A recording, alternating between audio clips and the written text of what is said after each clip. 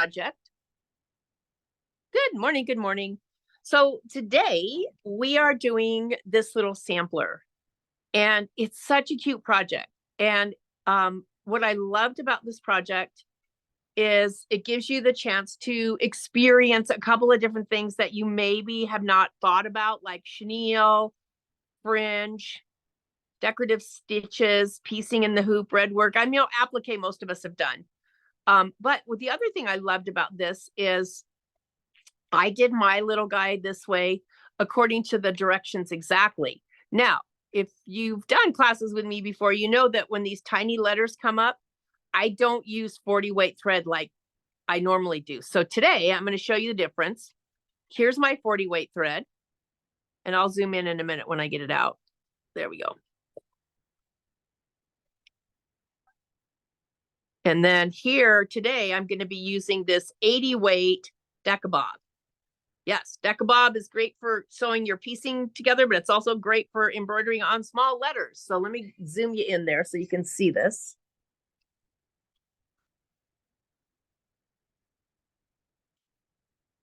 All right, so there's my 40 weight, and right next to it is my 80 weight. Can you see the difference in how thin that thread is?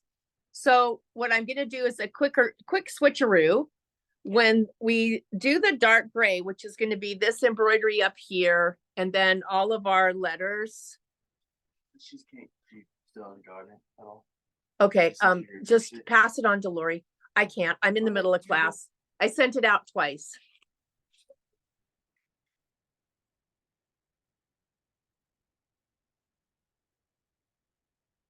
So when we get to stitching like this, and look at on this, can you see how I'm seeing some bobbin thread come through?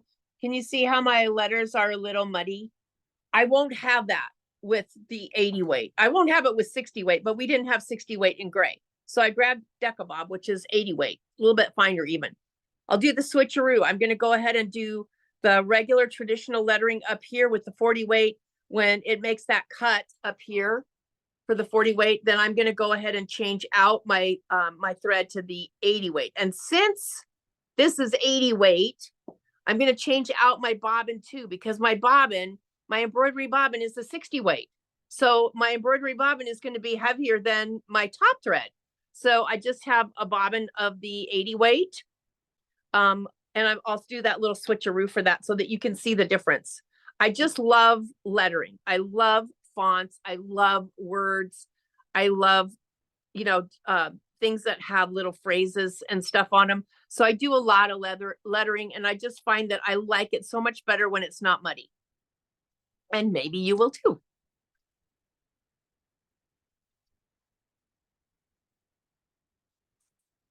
All right. So we're still struggling. I have no idea what happened this morning. I sent the reminder out last night. I sent it out this morning early. I sent it out again 5 minutes ago before we started. I have no idea what happened. So hopefully Lori can figure it out. All right, because we're going forward. So your kit. If you got your kit from A1, you have everything that you need. You can see I'm using an 8x8 hoop only because I have one here. The directions call for an 8x12 hoop. If you have an 8x12, that's fine too. I just have the 8x8, and I like to do my embroidery in the smallest hoop I can use for that specific project. And since we had one, that's what I'm going to use. We have a cutaway stabilizer as per the directions. You have some topper that's going to be used. I forget what the topper is going to be used for, either the red work or, I think maybe the red work. Don't remember. This is wash away topper. And then you have your pieces of fabric that are pre-cut for you. And they also need to be backed. So if you look at some of them, like that, this is for our butterfly, that needs to be backed. The rest of these are okay. And then our center needs to have its backing applied. So I've got my iron warming up. And then I'm going to set these aside for now. And I'm going to grab my directions. Also, when I did my embroidery, I have a chenille cutter. So if you're not familiar with the chenille cutter, A chenille is, I think it's either a clover or an olfa. I think it might be an olfa, but it's like a little square, and each square has a little piece of plastic that fits between the rows of stitching. And there's 4 different sizes. So it depends on how much space is between each row of stitching for the chenille. And then there's a little rotary blade in there. So you literally just put the piece of plastic through and pull it through to the other side, and it slits all of the patterns for the chenilling. And then I have a wire chenille brush as well to kind of brush it up. Today, because some of you may not have that, I'm just going to be using a regular seam ripper. But the nice thing about it is it has this rubber tip. So when you want to actually fluff your chenille, this rubber will do the job for you. And then you should have a bobbin with vanish or some other type of dissolving thread for the fringe. So you got to experience a couple other things. So if you really wanted to be picky, I was thinking about this morning, and then I thought, no, I don't want to be that picky. I was working on a piecing project yesterday at the store, and I do piece with Deco Bob because it's so fine that it doesn't matter how many angles you have that you're joining together. The thread is so fine that it doesn't leave a lot of weight behind.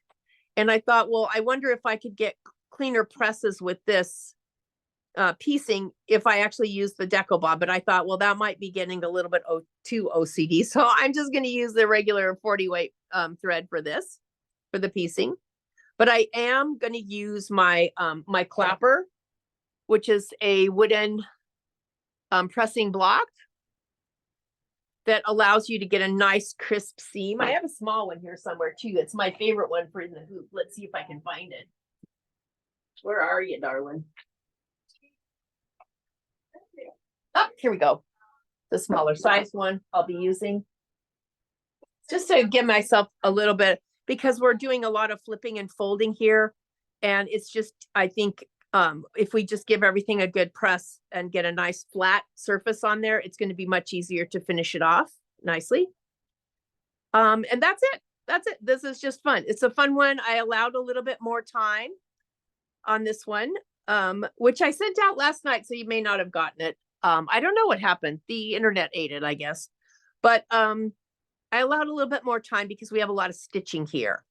And especially with the piecing, these are a lot of little tiny pieces that you have to flip, fold, press, and trim. So it takes a little bit more time. All right. So you're going to need a white bobbin for your embroidery bobbin. And you're going to need some paper tape or transport tape. I have my directions printed out, and I will be going through them. Now, they have this set up so that you can do it in the 5x7 hoop or the 8x12 hoop. We are using the 8x12 hoop, which means that when we flip to the back where it says 8x12 hoop, we don't get any of the pictures. We get just a few pictures. So I'm going to be flipping back and forth from the 5x7, because the 5x7 one actually brings in close-up views of some of the stuff that we're going to be doing, like the piecing and that sort of thing. So I'll be bouncing back and forth between the two. All right. So I'm going to go ahead and bring my pressing stuff over here so that I can go ahead and press and get my backing on these.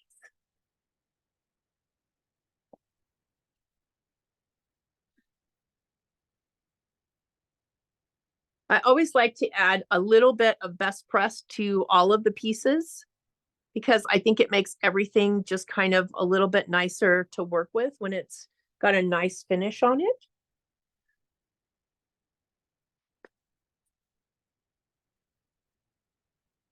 So I'm just going to do a little bit here.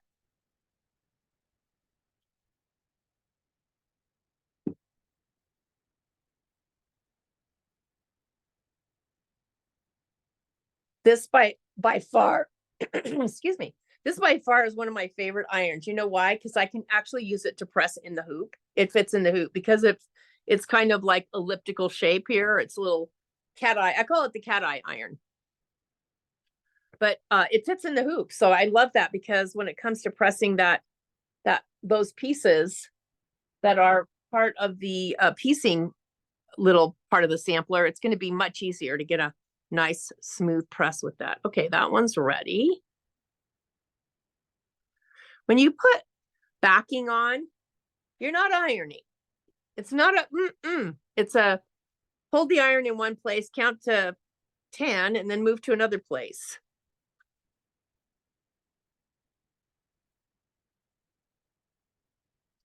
Lift it up and move it.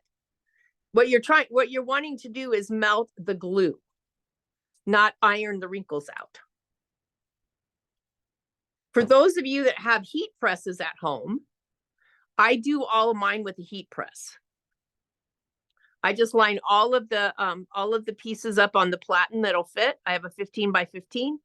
Line them all up, and just mine is a push button up down. It goes up down by itself. I just set the temperature, and then I just set the timing for 10 seconds, and the heat press does the rest of it. So heat press works for more than just heat transfer vinyl, sublimation, and that sort of thing. It's actually an easy surface too, because it's big. It lets me get a lot of pieces done all at one time.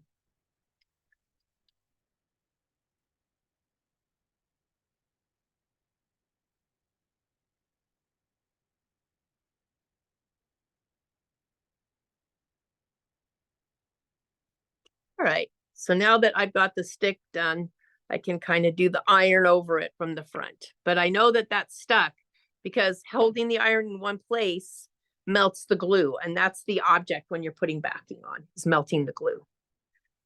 All right, let's bring those over.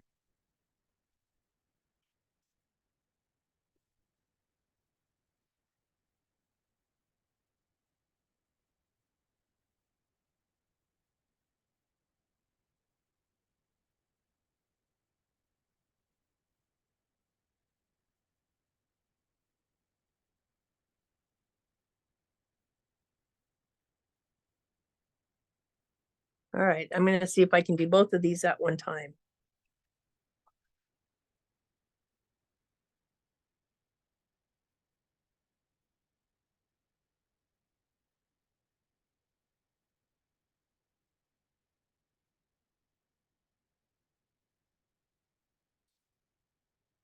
All right, those are ready. I'll set them aside. I'm gonna grab my other pieces here and just give them some best press.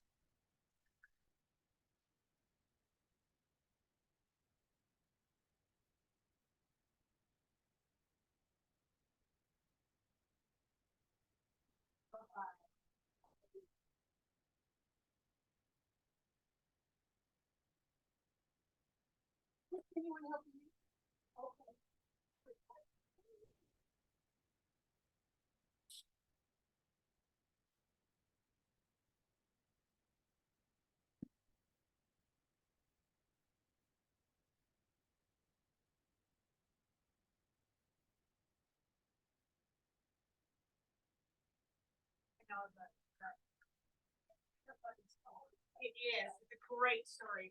All right, all done. I'm going through that right now. Yeah. I know. Trying to be good and recycle everything.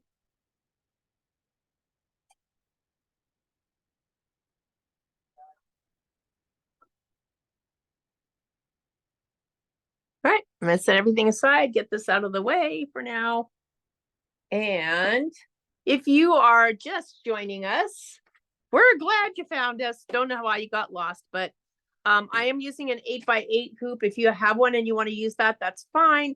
If not, the directions call for an 8x12. So I am going to have you go ahead and hoop your stabilizer, and we're going to jump over to the machine.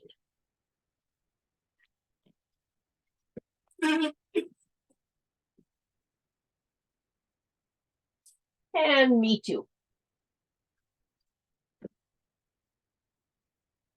Coffee and all. All right, I'm going to just kind of mask me so that you can just see the machine. All righty. I'm on the Luminera this morning.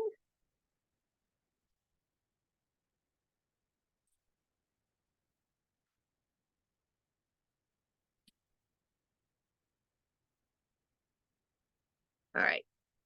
So I'm just going to pull up my design. So if you're accessing it from your USB, you want to access the one that says Embroidery Hoop Stitch Sampler. And then mine, I think just has the PES file in here. If you have a different machine, you'll have all your files in there. And then I'm not doing the pieced version, although I have to tell you, Kimberbell's piecing is really quite simple if you have a smaller hoop. But it's always nice when you don't have to piece. So I'm going to go ahead and select the 8x12 and then set. All right. And so I'm going to refer, you can see there's a lot of the same colors kind of going on here. If you're new-ish to embroidery, the machine's not going to stop for like to flip and fold or to do a placement line and a tack down for an applique unless it has a reason to stop. And so adding multiple colors to a design gives the machine a reason to stop so that you can actually perform the duties that you need to do. So I'm going to start by selecting embroidery and let's see what our first stitch out is. So I'm going to grab my directions here. I'm pretty sure I know what it is, and again, if you're just joining us, I'm going to bounce back and forth between the 5x7 and the 8x12 because the directions for the 8x12 don't have all the pretty pictures. So if you are looking at the 8x12, our step 1 is iron fusible backing. We already did that. Step 2 is to stitch the background placement line onto the stabilizer. So there's so I get like 1.5 pages of directions for an 8x12 and I get like 17 for the rest. All right, so I'm going to go ahead and put my hoop on. Right now I just have white embroidery bobbin thread in. I'm starting embroidery this morning with a new needle. And I have been loving the 80 Microtex chrome needles that the boys put in when they service the machines. I've been loving those unless I'm using fusible. Like sticky stabilizer. If I'm using sticky stabilizer, then I'm usually gonna go ahead and go with a 7511 anti-glue. All right, I'm just gonna put in a neutral color. It's just gonna be my placement.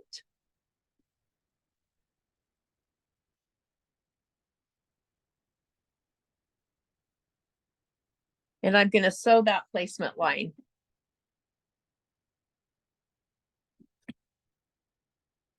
I'm going to try to get you guys kind of a decent angle here so I don't have to keep popping the camera around.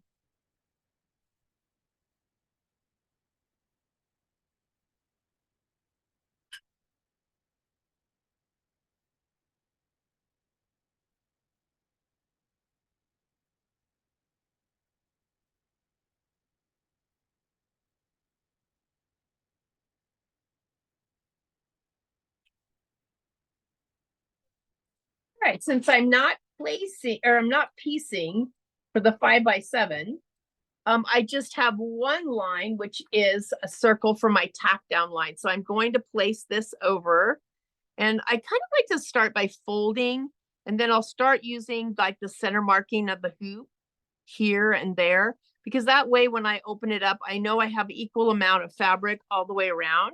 And to double check, you can always fold it in the other direction and see that you have equal amount of space here and here. And if you are so inclined, you can tape it.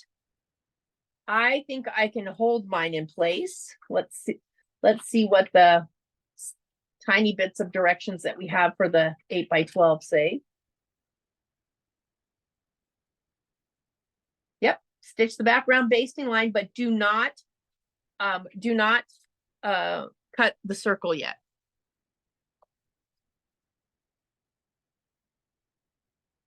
Tape if you wish. I'm going to live dangerously. I'm just going to hold it.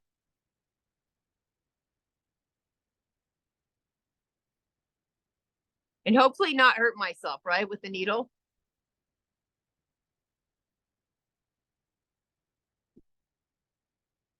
All right. Looking at my screen, it looks like butterfly wings. So I'm going to grab, and we can use this as well as a cue because it's already done. So my butterfly wings, are going to be these two fabrics, the dark blue and the light blue. So I'm just going to grab those.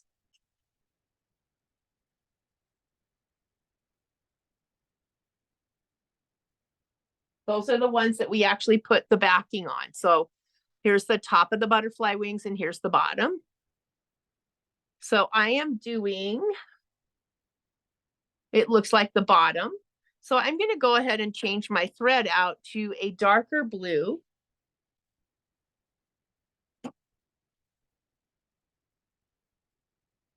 Not this one. Sorry.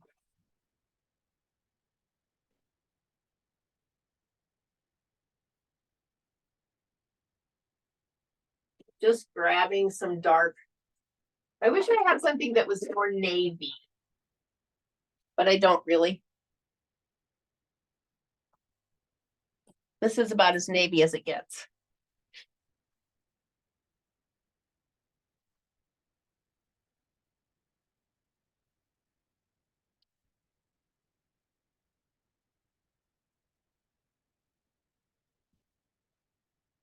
All right, I just turned the speed down on my machine a little bit so that the people that are trickling in have a chance to catch up. So if you're just joining us, welcome. Sorry about that. Have no idea what happened. Sent the link out last night and twice this morning. Even checked it to make sure that I didn't send you the wrong link because I have done that in the past. Not always, not frequently, but sometimes. All right, so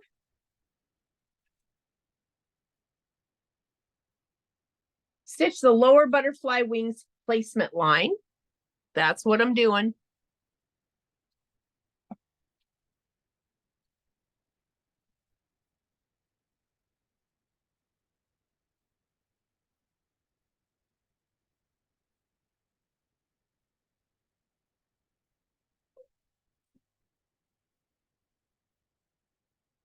All right, so now we're going to place our fabric. Please note that this fabric is directional. So you would want to place it, you know, make sure when you place it kind of straight. Let's see if I fold it in half.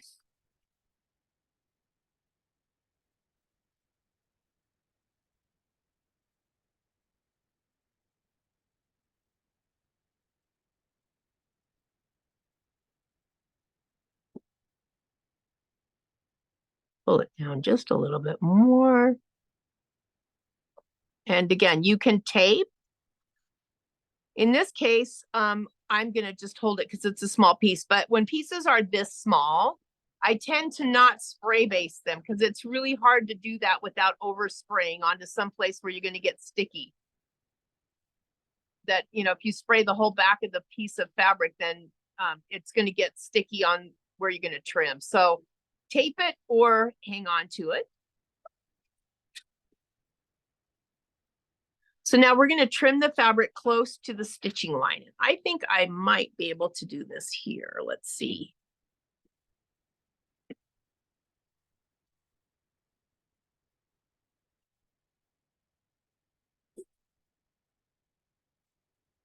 So I have a whole stack of scissors here. Usually these are my favorite. These are the little double curve femores, and they're really sharp all the way to the tip, which is something I really like.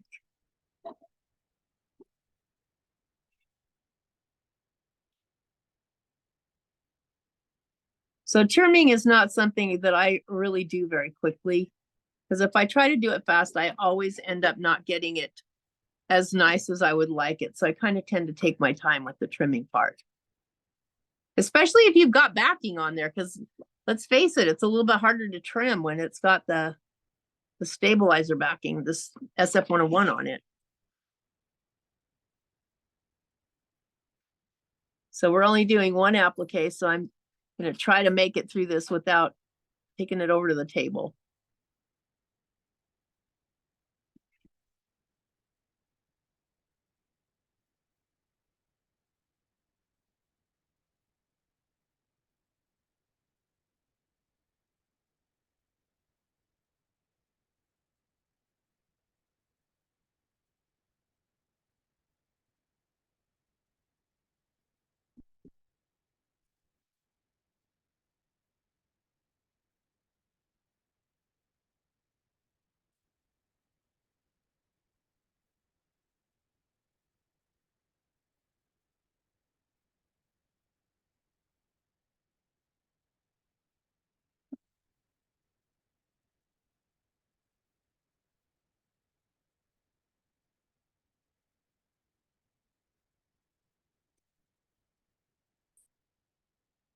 right.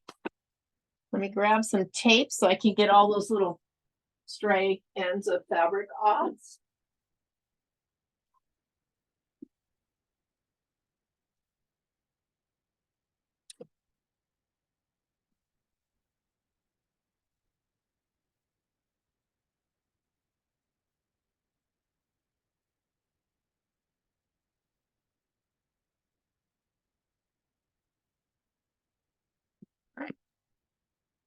So it's going to go ahead and do the satin stitch next. So I'm going to continue to use this blue. So I'm just going to press go.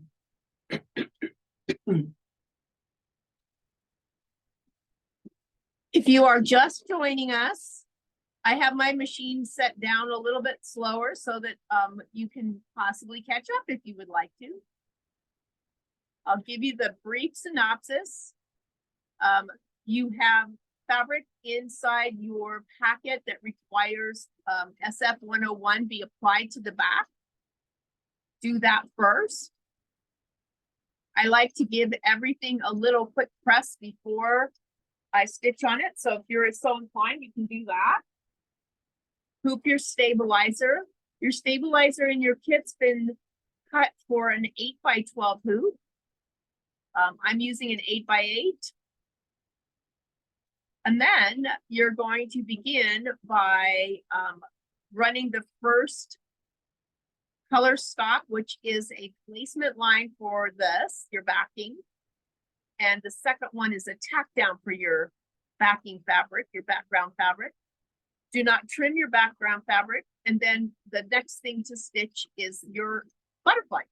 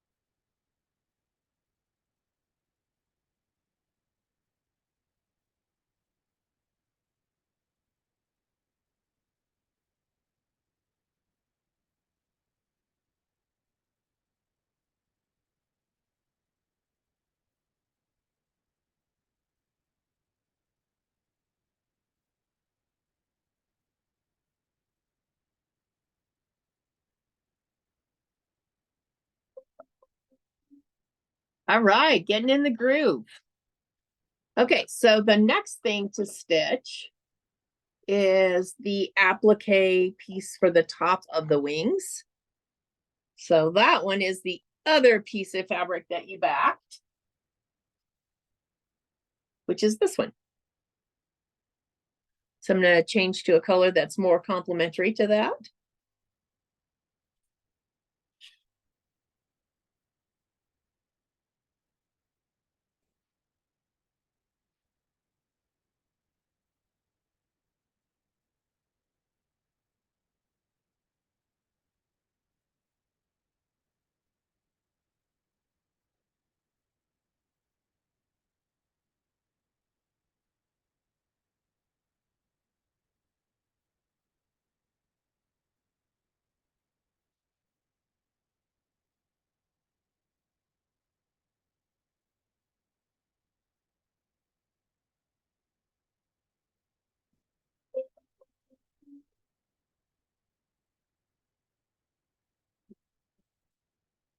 And again, I think I'm just gonna hold this down.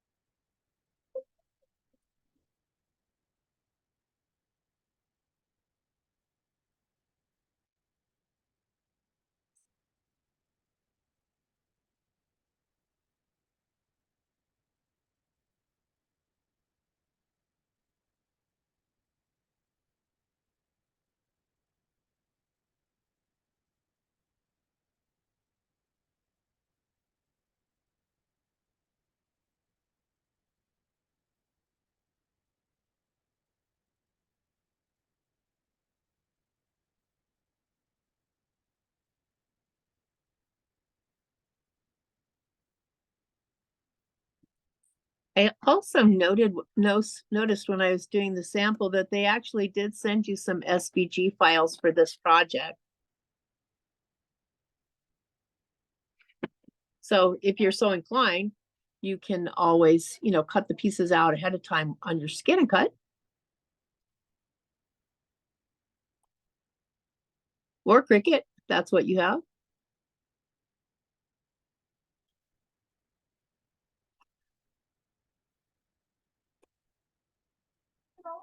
We just don't carry it. Because I think that's so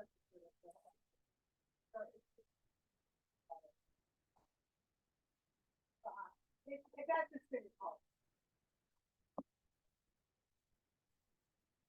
Nope. Yeah, and I don't really know it's right now, but that's something.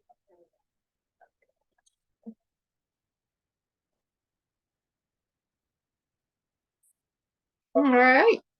So we are, if you are following along with your directions on page 15, for your 8x10, we are actually on step number 7, which is, no, we're on step number 8, which is the butterfly satin outline.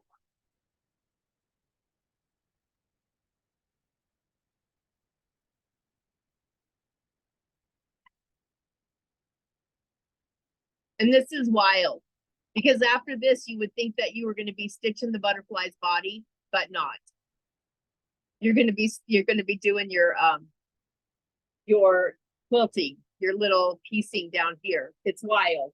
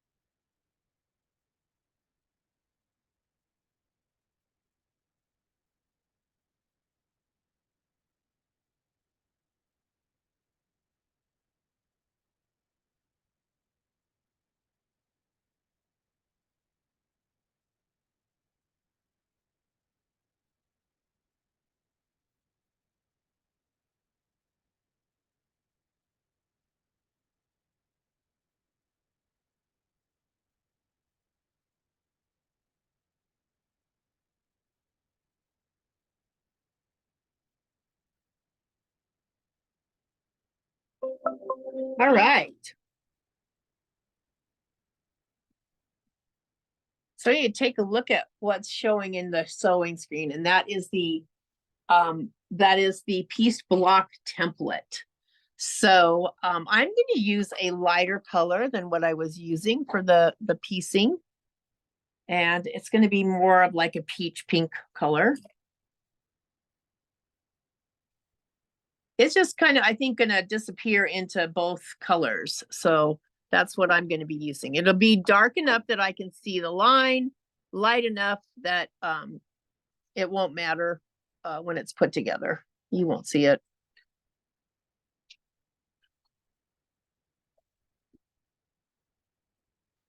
But use what you can see if that, if you struggle with this.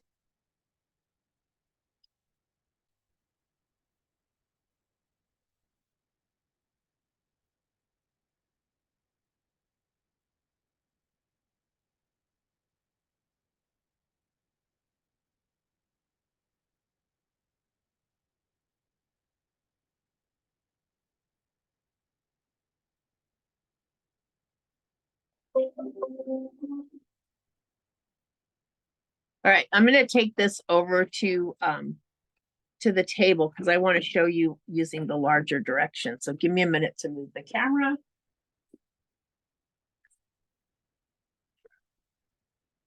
All right, so we have these different sections here. And we're actually starting at the bottom. So I'm going to refer to the directions from the 5x7, which shows it a little bit better that section 1 is the bottom. So we're starting at the bottom. So one of the things that I have to be careful, your pieces are really big, but remember that your pieces could be flipping and folding from any direction.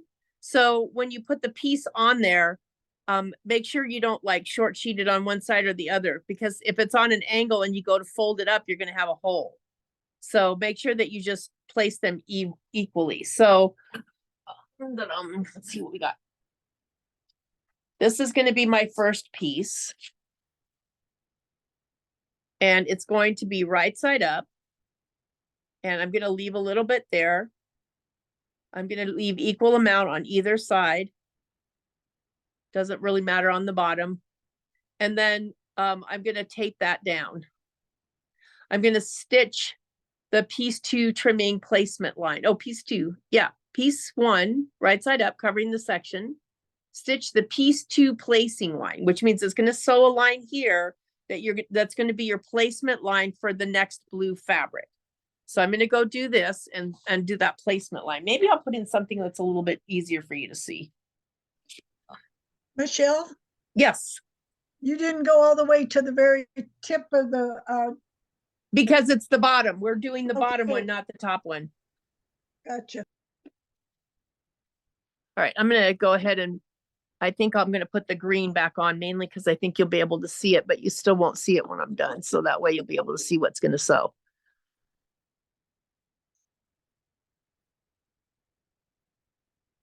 All right. So I love taking advantage of every opportunity that I can to show you how to use your machine. So if you have a Solaris or a Luminaire, I want you to turn on your projector. Oops, I guess you can't do it while they're, well, that didn't come out as planned. Let's see.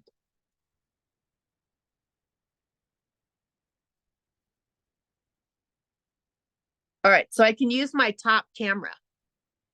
Notice where the starting point is. It's down here. We're doing the bottom one, not the top one.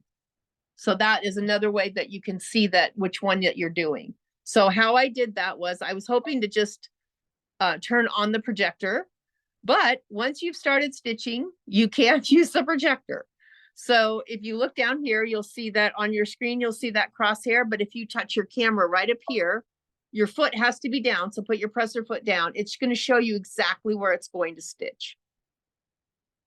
So that just kind of double affirms that you're going to be sewing on the bottom. All right. So I'm going to go ahead and stitch.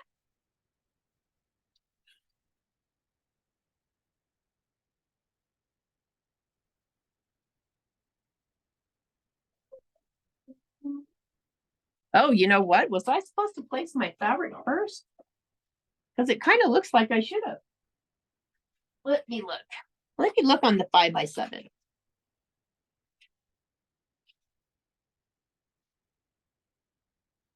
Stitch the place 2. Trim the fabric. This doesn't, no, I didn't put my fabric up high enough. I put it in the right place, but it's not up high enough.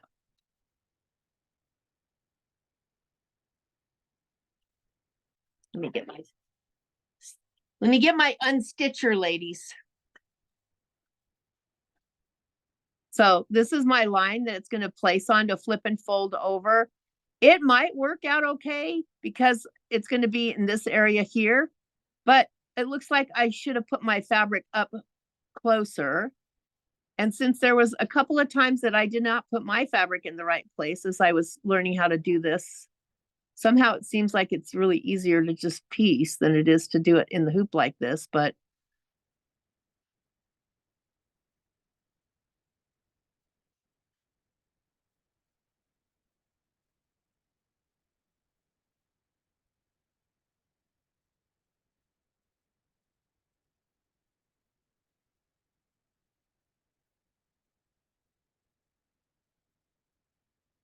right. Pull that off of there. Use my eraser to pull those off of there. All right. I'm going to start by putting my fabric closer to the bottom because I know I'm going to end up trimming there. And then I'm going to back up. So I'm going to do my needle plus minus and move it up 1 because I need to redo the one I just did here. Okay. Now I'm cooking with gas. All right.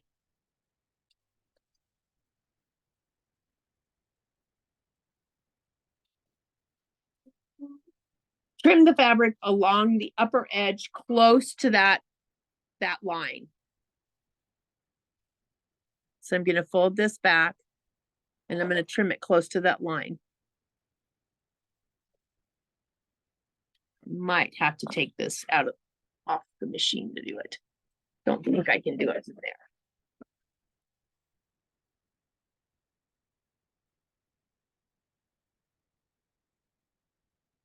All right. And then place piece 2 fabric right side down centered along this stitch line. So you want to have an equal amount on either side. This doesn't really have a right or wrong side, but this is the placement line. So we want to make sure that with the placement line, you have enough equal amounts on either side of the placement line. So if the placement line stops here and here, you're looking to get that in the center. So that's the center. Then we want equal amounts on either side. And I have my iron turned on and ready to go because I am going to want to press this. So now it's going to tack that line down.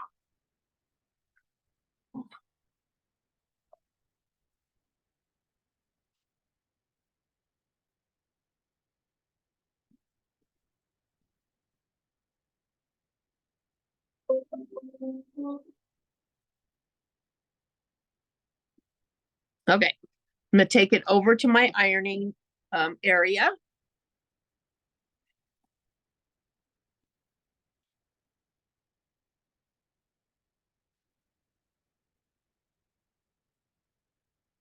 I'm going to press flat. I'm going to use my finger to get it nice and flat there and give it some more heat. And then I'm going to let it cool underneath my little clapper, which is going to give me a really, really tight, sharp fold line there.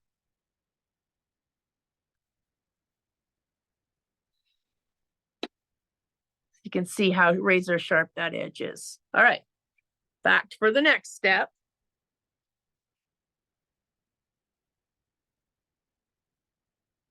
All right, so the next step, it's well, the last one we did was flip and press. So stitch the piece 3 trimming placement line, which looks like it's going there. If I look on my screen, I can see the crosshairs there.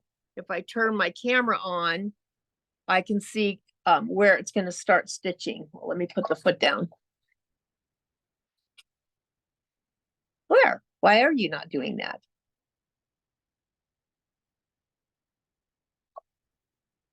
There we go. Had to turn it on so I can see where it's gonna start stitching. All right, here we go.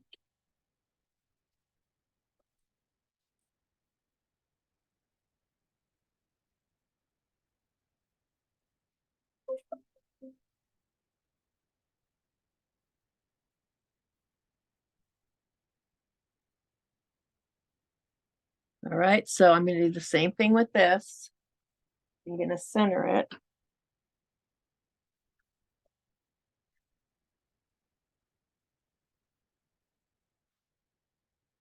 First, I've got to trim because you only get one chance to get that stuff out of there.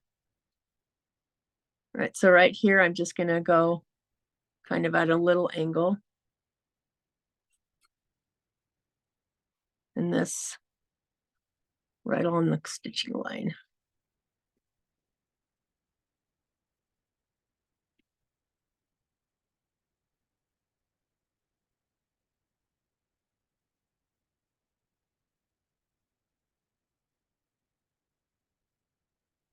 Make sure I'm in the middle.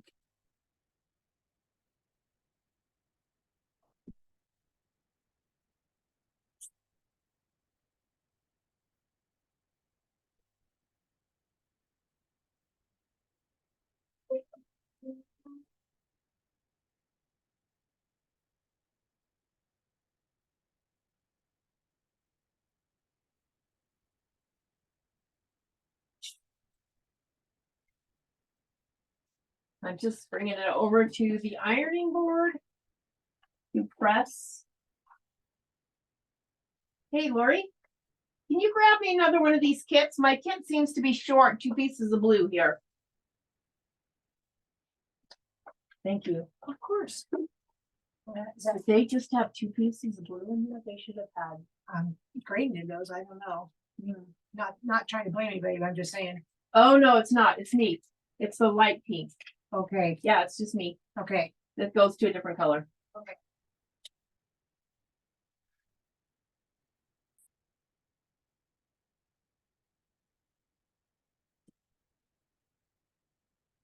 I'm like, oh no, what happened to my blue? I thought it was blue the whole way, but it isn't. We have some blue ones and some pink ones.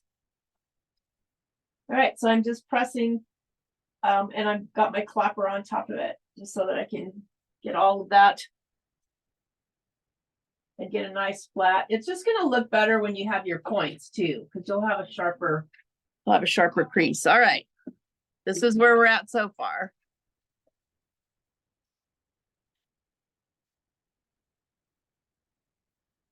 Trim fabric along the upper edge, place the piece 3 fabric down, stitch the seam, flip and press piece 3 right side up. Stitch the piece 4 placement line. So mark, we are right here.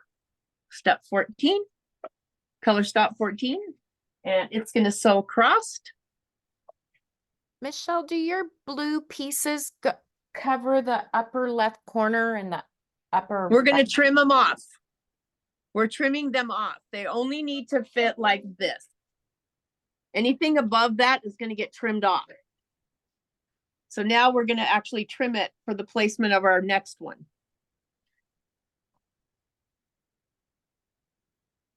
So this is what it should look like now. Hard to see, but here's the rest of it above it. So it looks like it covers it, but it's gonna get cut off. Okay. So the next thing I'm gonna do now is I'm gonna actually press this, because this is the placement line for my orange. And if I leave my orange and do it that way, I'm gonna see a shadow through with the blue. In a project like this, where you're gonna do piecing, you do not want to add SF 101 to any piece that you have to flip, fold, and add more pieces to, because by the time you get to the end, it's gonna be a bulletproof vest. So I'm gonna press this, and then I'm gonna pull these back, and I'm gonna trim right along the placement line. Press, press, press. You cannot press enough when you're doing piecing in the hoop. if you took the pineapple crossbody bag class with me, you know that you can't press enough when you're have all of those seams that are intersecting. All right, so I'll move you over here so you can see what I'm doing. I just gave that a press. Now I'm going to fold this back and I'm going to trim this away. Then it's going to expose the rest of my little piecing area.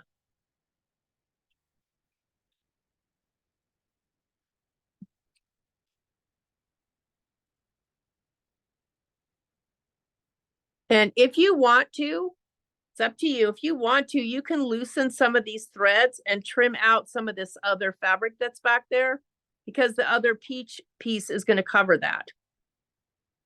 And you'll get that excess out of there.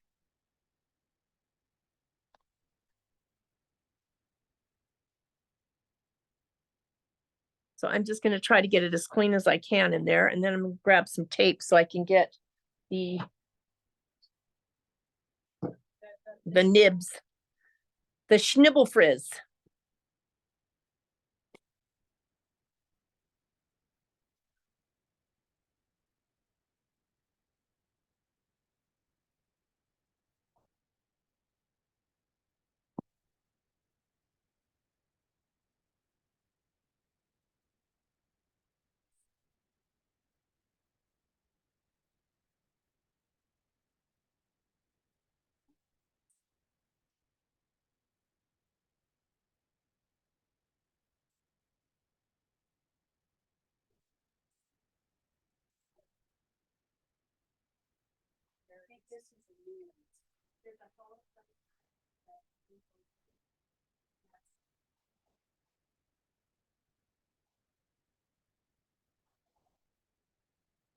All right. So now I'm ready to place my other orange piece. Again, make sure that you have equal amounts on either side. And then the next one is going to be the tack down line for this.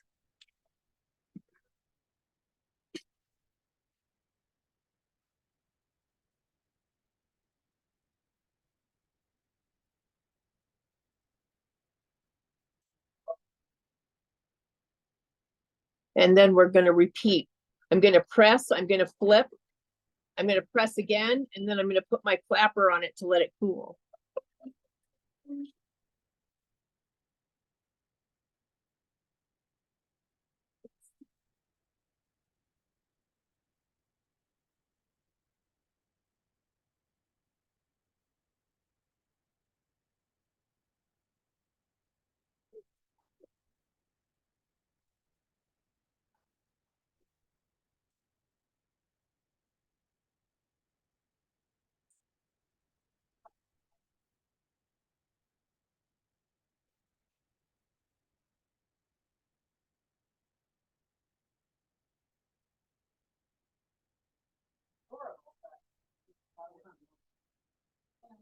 All right.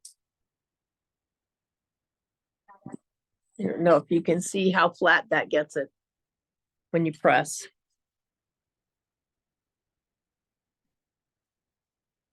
So I still have my very first clapper that I bought when I was in high school, when I was doing garment construction.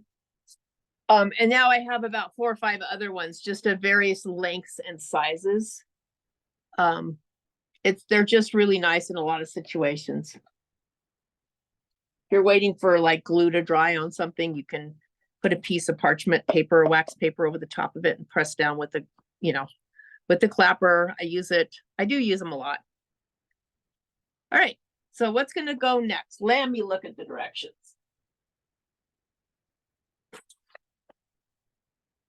Right, so the next thing, let's see where we're at. We're on number 16. So stitch the piece 5 trimming placement line and trim the fabric close to the stitching line. So this is our 3 fabric.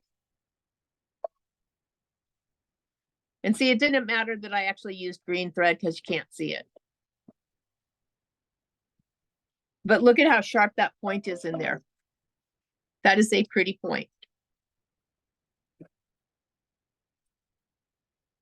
And that comes from a press. All right, so I have to fold this back and trim it.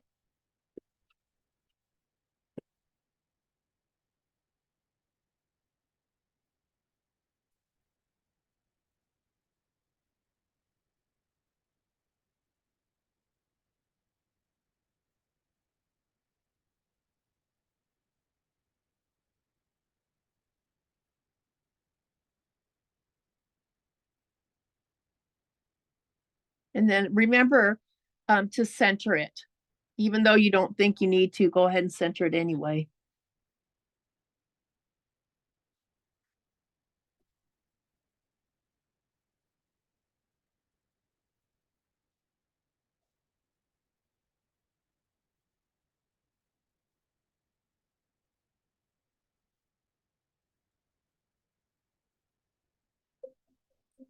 All right, back to the mat.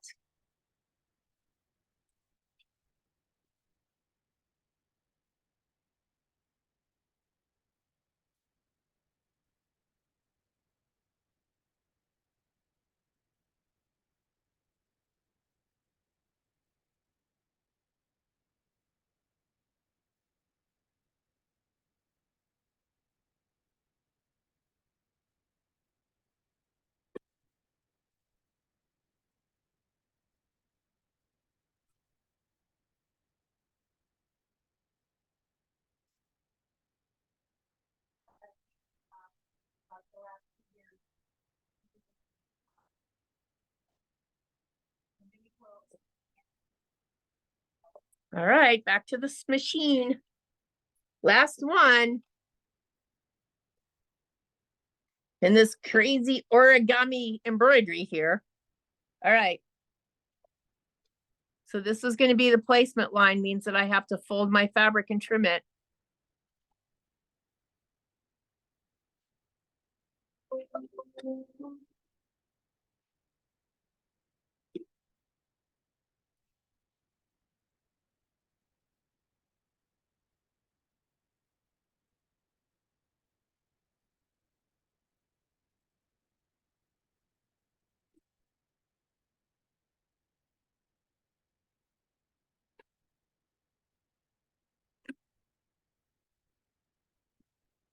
So I'm not going to trim this. Don't trim this, just trim this. Because if I trim this, I'm not going to have a nice point there. It doesn't, the placement line doesn't intersect with this piece. It gets trimmed after.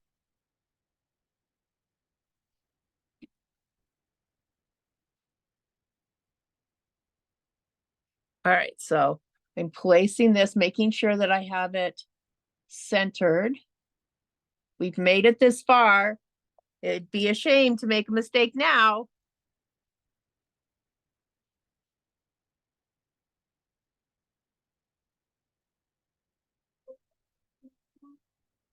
All right, so I'm going to go back to the ironing board and I'm going to press and flip and press and then use the clapper.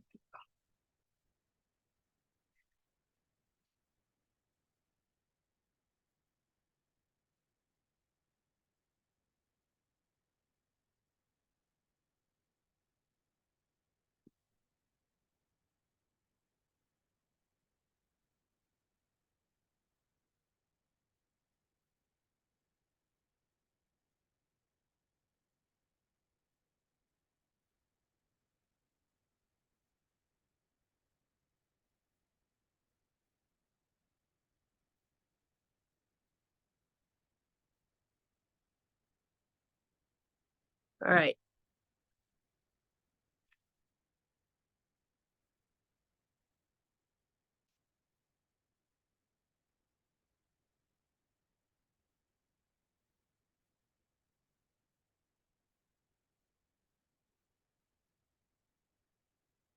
All right.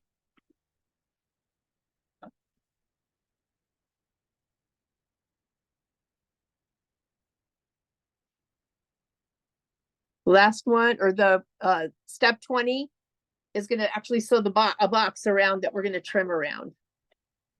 So let's just talk about this for a moment beforehand. Right here is an open edge that would be easy for the machine foot to catch. So when you get close to that edge, stop.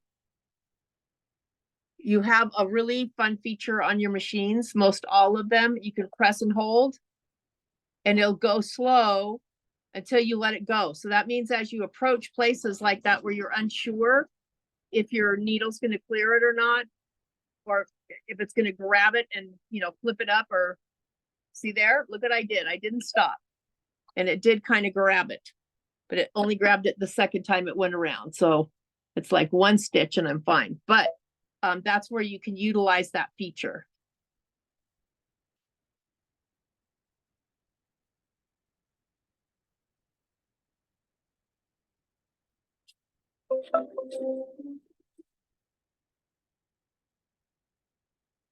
All right, so now we're gonna go ahead and trim all the way around. And then the wash away topping is gonna go over this piece block and tape it in place. So let me go take this over and trim it. It's kind of hard to do it all the way around on the hoop like that, on the machine like that. And I do tape wash away topping, because otherwise sometimes it just decides to have a, thank you. Otherwise it sometimes has a life of its own. And so it'll try to move when you're stitching and you're like, oh, then you have a wrinkled piece of topping on the top, which doesn't help. It just gets stuck in the satin stitching.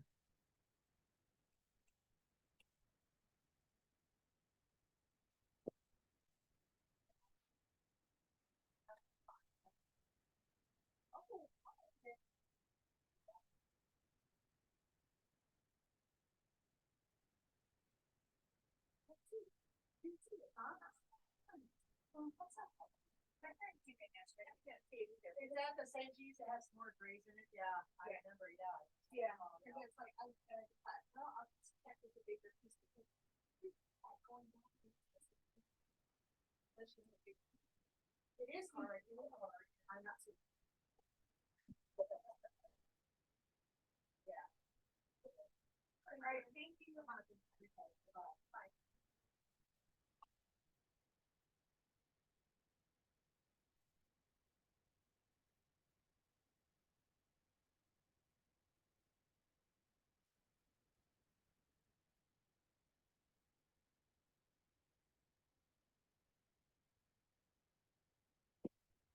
All right. If you want to start trimming a few stitches on the back, you can do that. I just kind of nip them a little bit. I'll tell you one of my favorite tricks though for this is I actually will hold a cigarette lighter a little bit of a distance away from it and polyester thread will singe right up. You just have to pay attention every minute. Singeing it seals the thread. Standing there watching it for too long kind of burns the whole back of your project. But if you have something like this that's got a lot of little nubs, then you can always use a trick like that to kind of get rid of some of those. All right, let me grab my topper. Don't want this little guy going anywhere but where he's supposed to.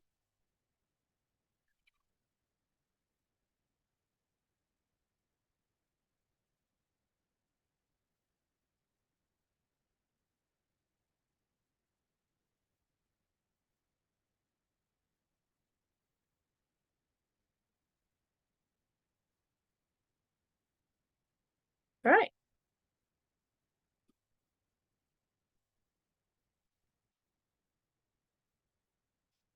All right, so let me look and see what color I'm gonna do on my, what color did I, oh, I used the dark blue. I guess I could use the dark blue again.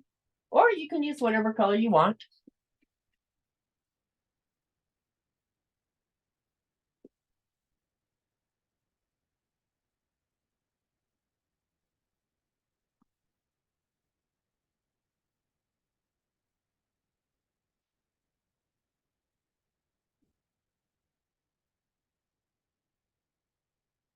So wash away topper is one of those things that everybody should have a supply of is in their stabilizer collection.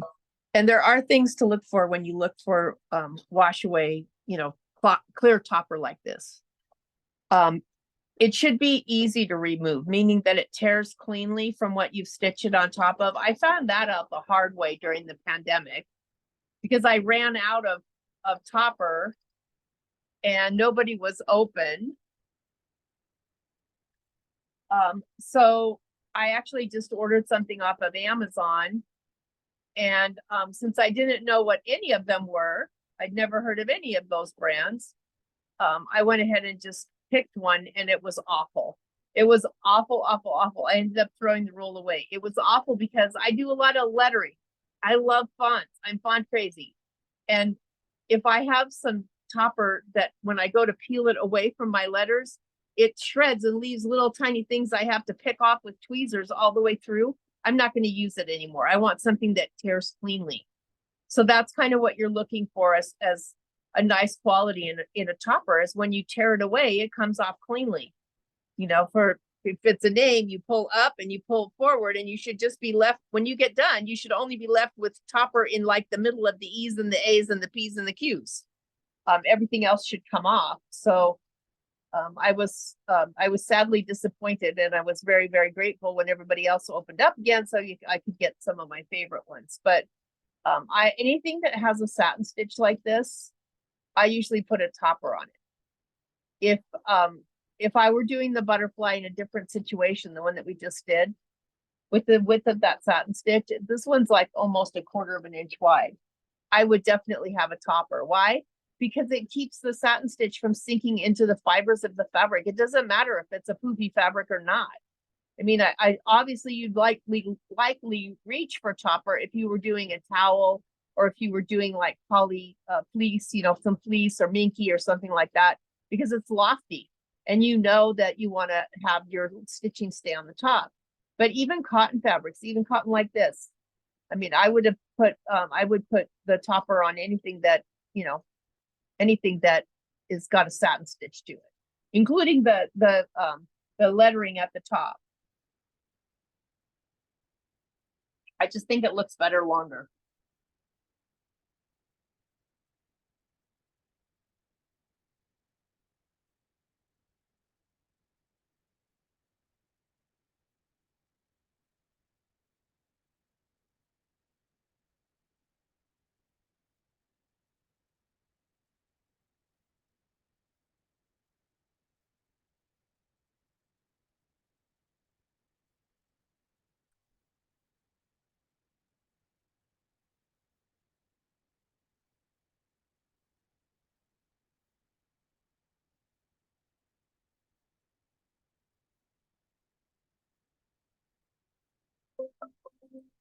All right, so let me pull my topper off and I'll show you what I'm talking about with easy to remove. Of course, this isn't much of a challenge because it's a square, but easy to remove means that I should be able to just pull back this way and tear.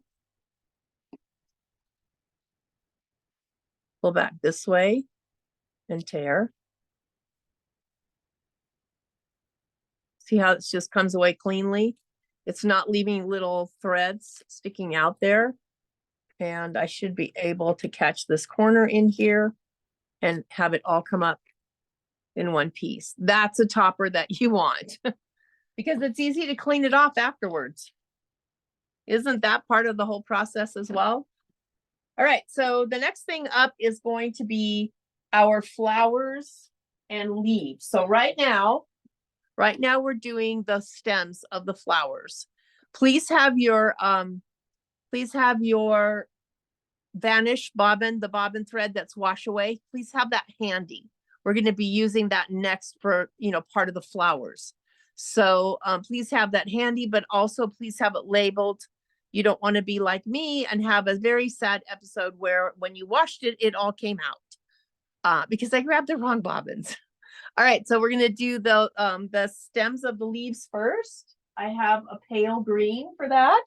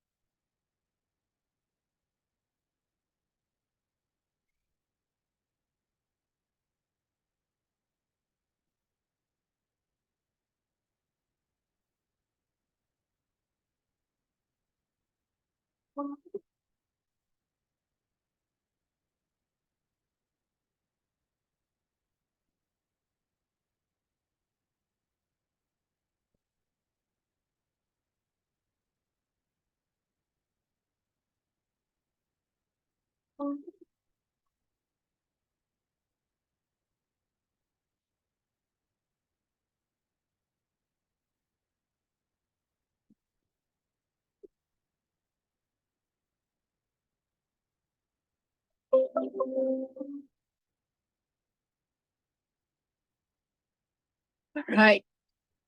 Grab your water soluble bobbin thread. We are on color stop number 23, which is the smaller pink flower. And then it's going to go right into doing color stop, the next flower. So you're going to be leaving your water soluble bobbin thread in for the next two steps. You can see we have, this one's labeled.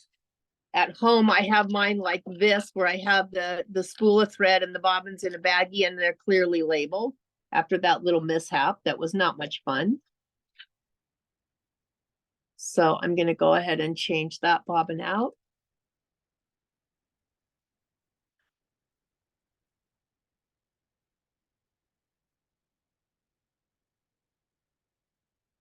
And then I'm gonna change out my thread.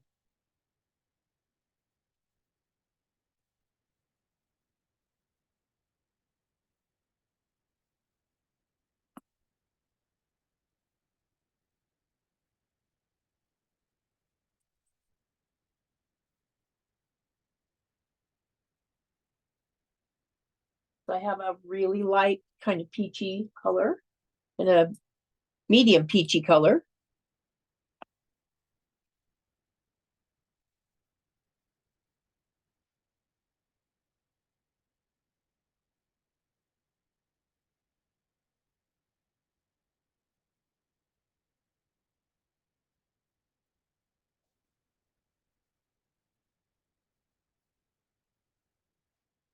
All right, here we go.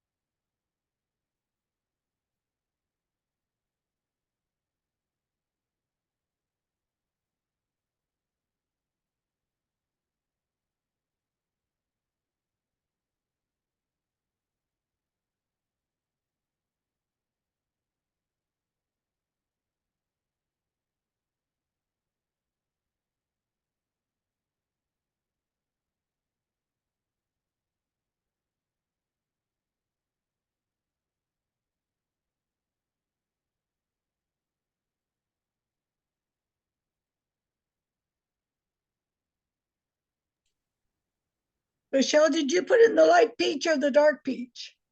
I put in the light peach, it's a small flower, Okay. but it doesn't matter.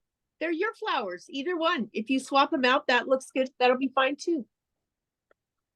All right, so now I'm gonna switch to the larger peach one. So this is the finish. So we just got done doing this one, and now we're moving to this one. But if you swap your colors out, nobody's gonna know the difference. So in other words, put the opposite of whatever you put the first one. Just put the other one on now.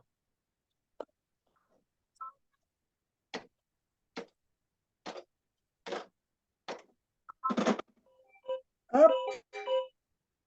Uh-oh. Uh-oh.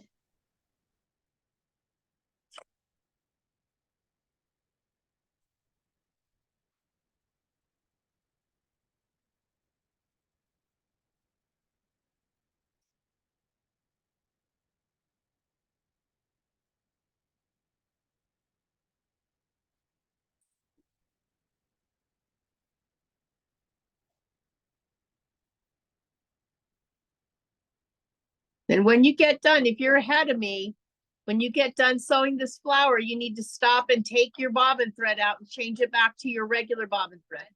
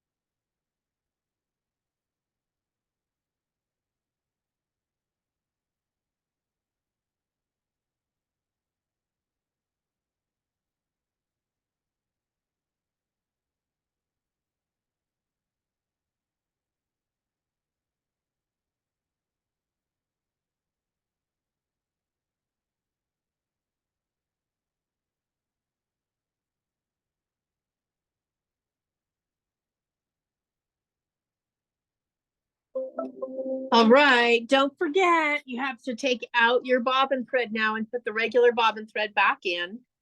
So I'm gonna do that. Don't leave your vanish in.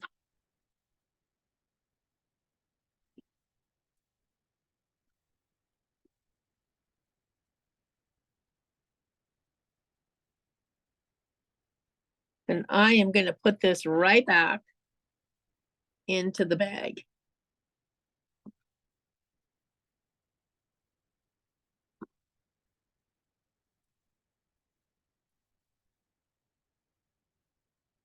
Oops, wrong one in.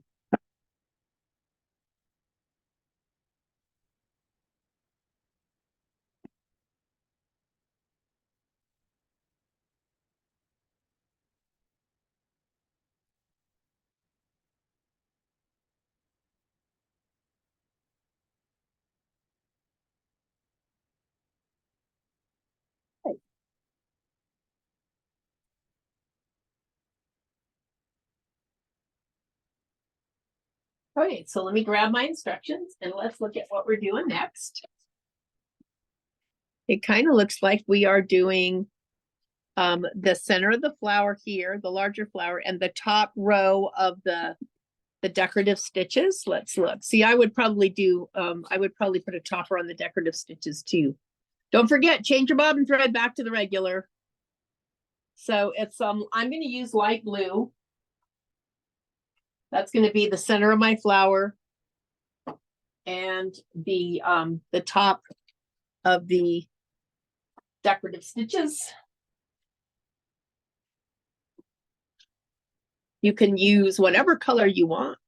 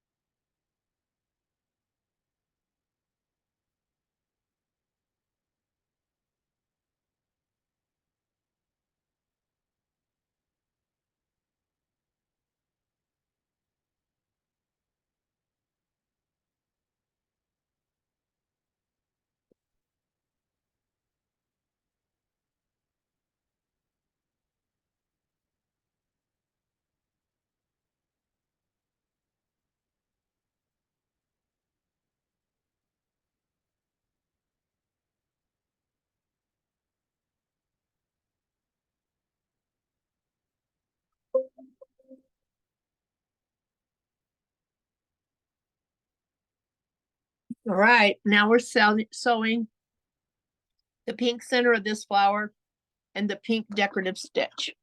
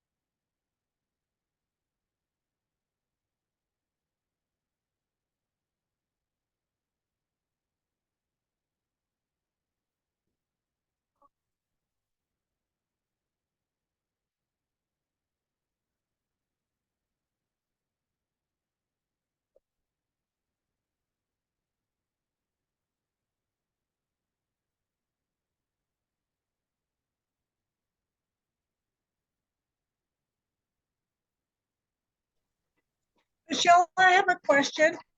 Yes.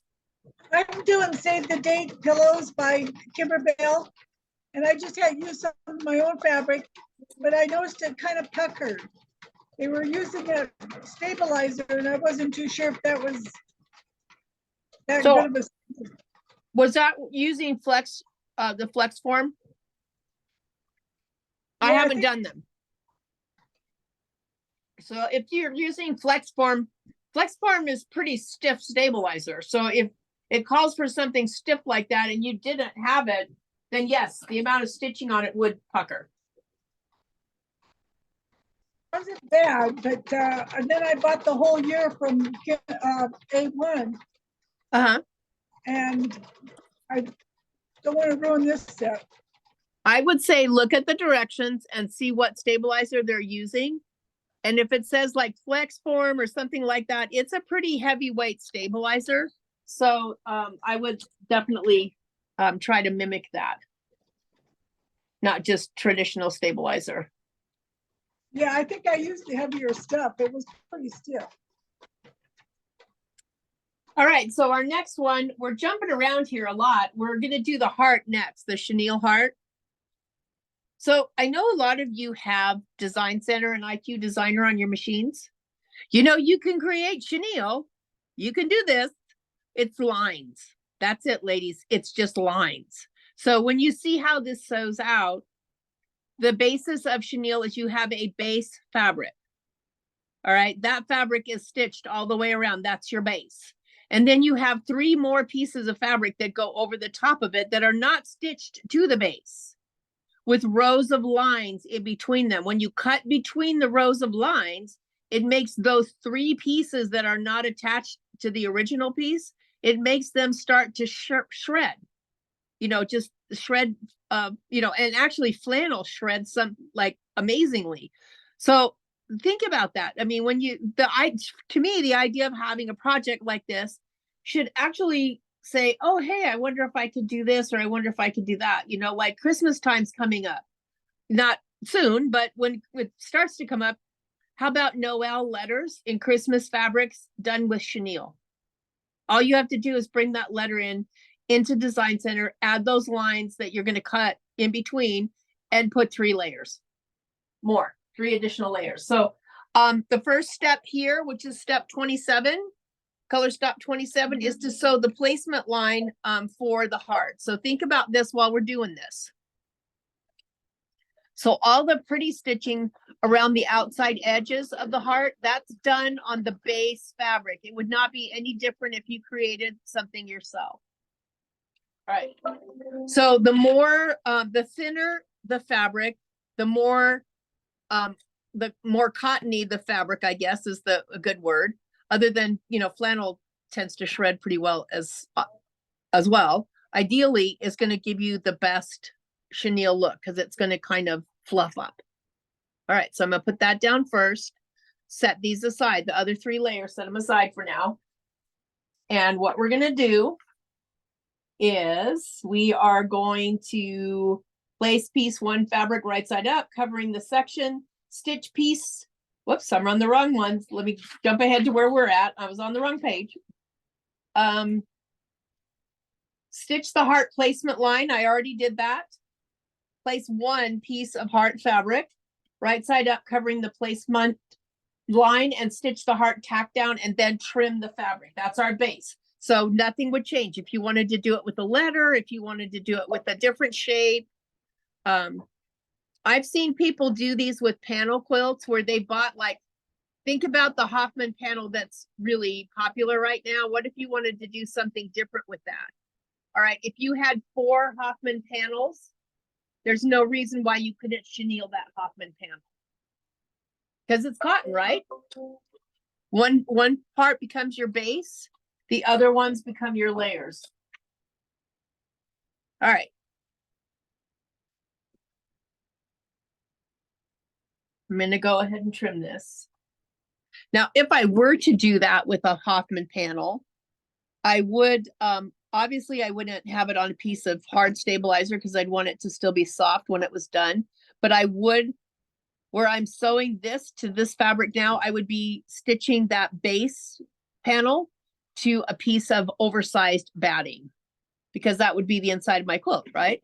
If I wanted to do that. So if you wanted to make a quilt out of it, all the pieces have to be quadrupled. If you just wanted to do something fun to chenille it, you could use 4 of the panels or 4 of any panels. I've seen some people do some pretty cool stuff.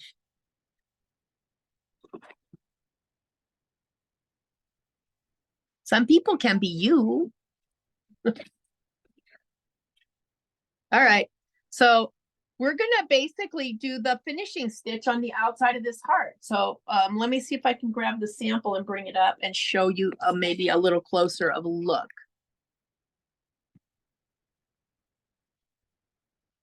All right, so you can kind of see my lines of stitching there. But if I push this up, this is the stuff that the 3 layers that didn't get tacked down. There's the heart that we're working on right now, right here. So our finishing stitch is going to go around that heart because we want that to stay in place. All right, so still have the red thread.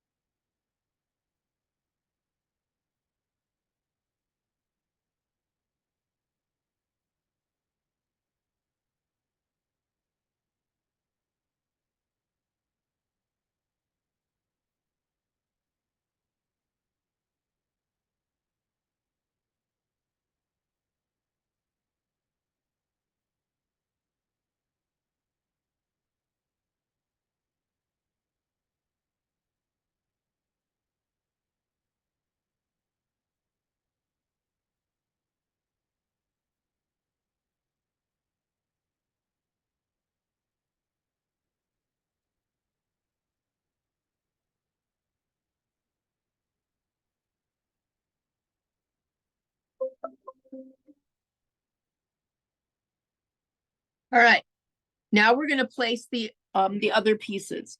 We're going to do a basting line. If you look at your screen, it's just the shape of the heart. So we want to baste this stuff down. Please use a color you can see because we're going to want to be able to remove this. So I'm going to switch to the peachy color. And then I'm going to stack all 3 of my other pieces of fabric over the top. You can tape it down or hold it. It's up to you. It's not that big of a piece, so you should be able to hold it.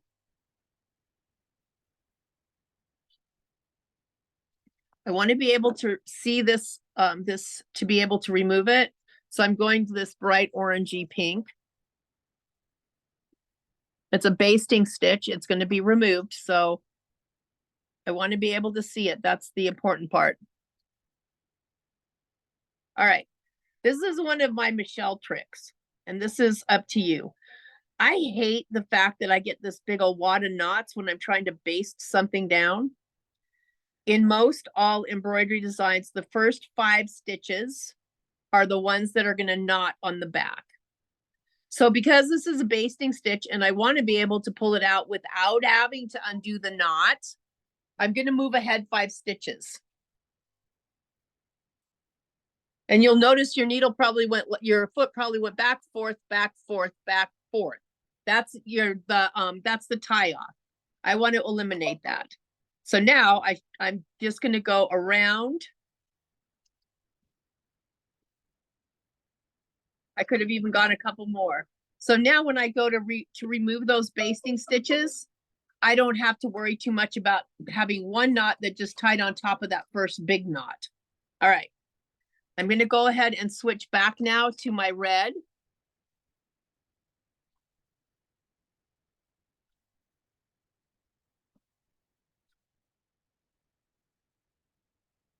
How pretty is something like this? Would this be like on some of the Christmas stuff that you all do? Maybe just think of something in a different way.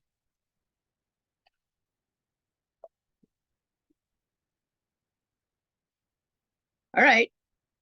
Just going to sew the lines now.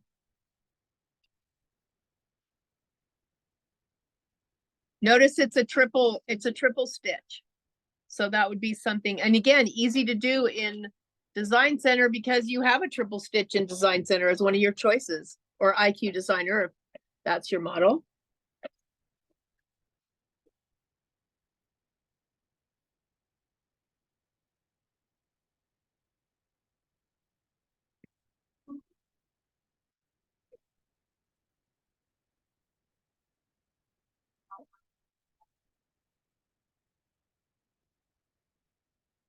So this looks like about 3/8 of an inch in between stripes. So for mine, I used like I said, I used the chenille color cutter. Today for this, I'm just going to use a, a seam ripper.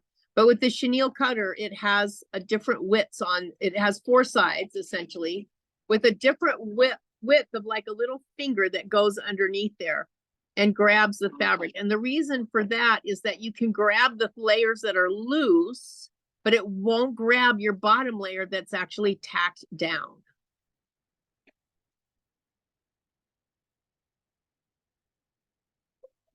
All right.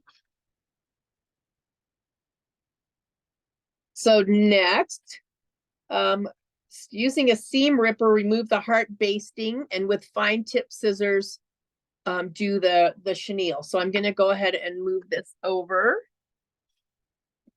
and show you how this works. All right.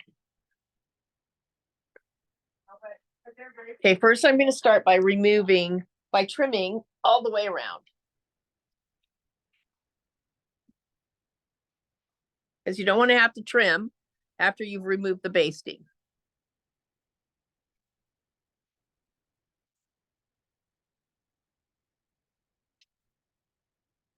Right, so you can begin to see my decorated stitches underneath there that are my bottom heart.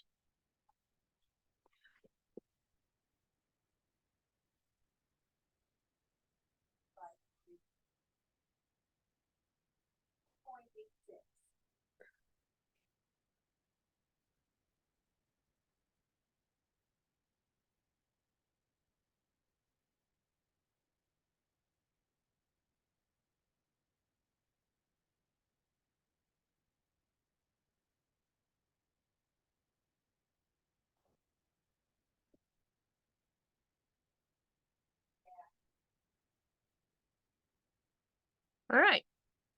I'm going to start from the back and I'm going to go remove those knots. And I can see them because they're pink.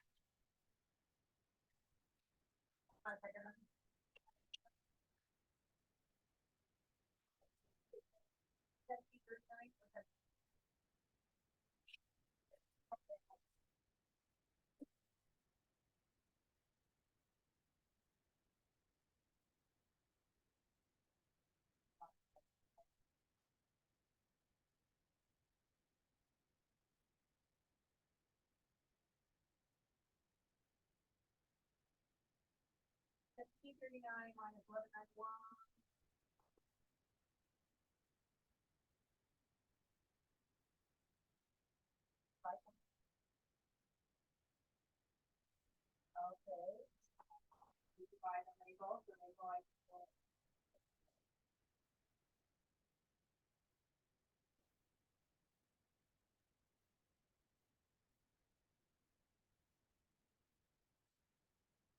Now, I saved with Kathy all the time. It was small. Remember I snagged one from the back, but that's mine. Yes. Exactly. See why you want to be able to see it? Kind of hard to do if you can't see it.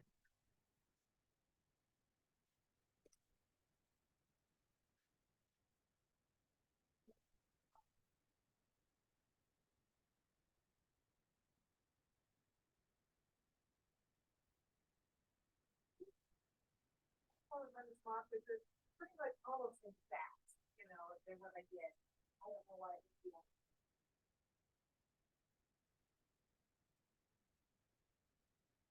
It's hot.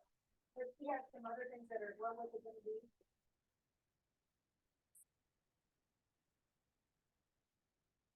Oh, well then, heck, we could probably wait. He ordered on March 5th.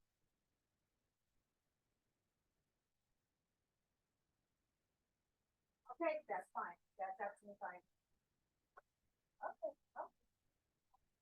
Let me do. Not that I know about it, but okay.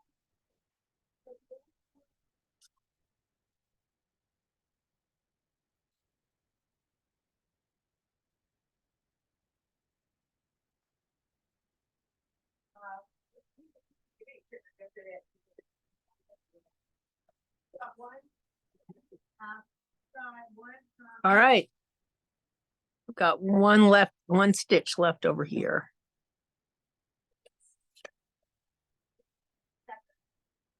All right. So this is already shredded. It's not sewn there. So I'm literally going to use the ball side of my seam ripper because that way it makes it harder for me to grab what's underneath. I want to leave the base fabric alone. I can use my seam ripper so I can see that I can see my base there. I use my seam ripper. I can use a pair of scissors. So when you open it up, the other piece underneath is still there.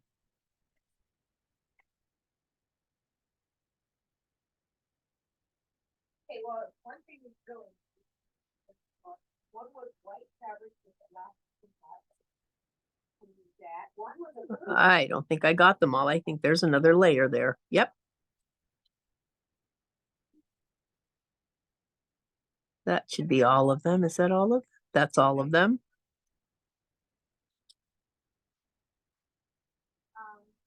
All And you cut.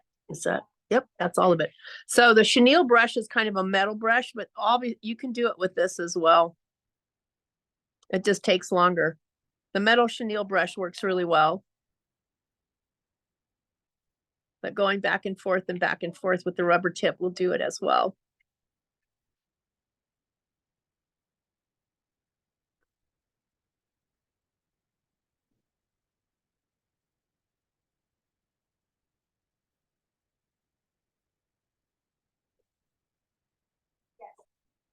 And the more you rub, the more raveled it gets and the more chenille fluffy it looks.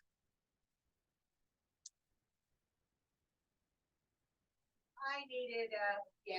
And then let me get my tape. So I use tape more to get lint off of the embroidery that I do to actually tape things down.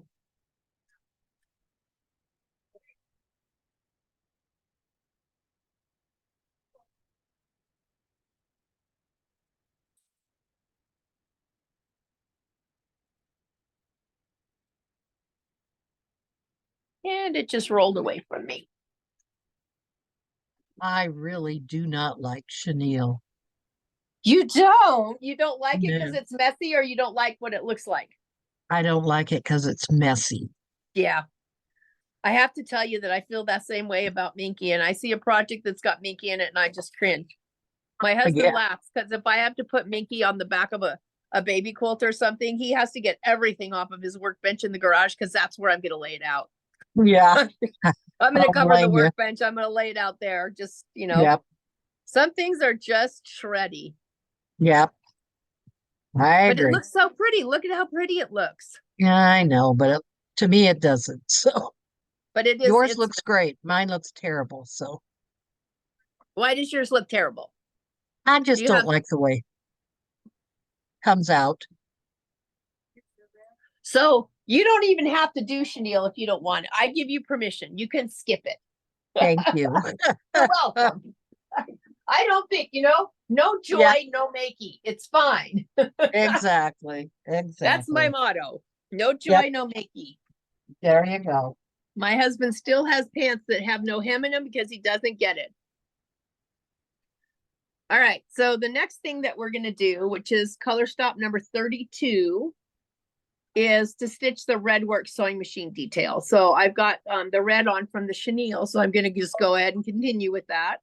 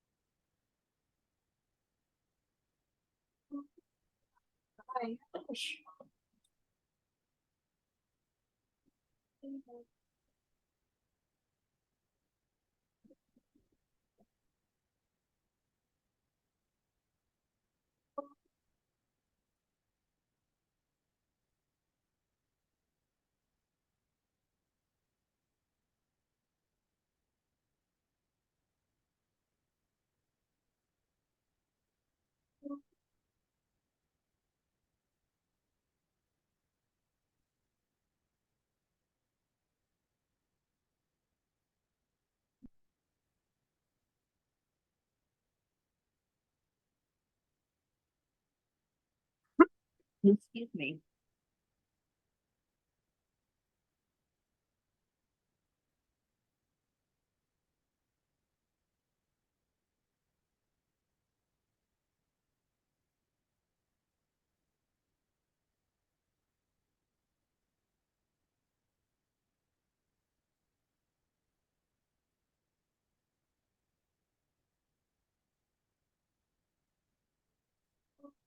All right, we got the spool of thread on the top that's got to sew, and then the little curly cues of thread. So this is probably another design, given its size. This is probably another design, since it's line work or red work, that could easily be done with 60 weight thread or even 80 weight thread. It would just give you more definition. Because if I look at some of the detail in here, there's beautiful detail in there that I might see better if the thread wasn't so thick.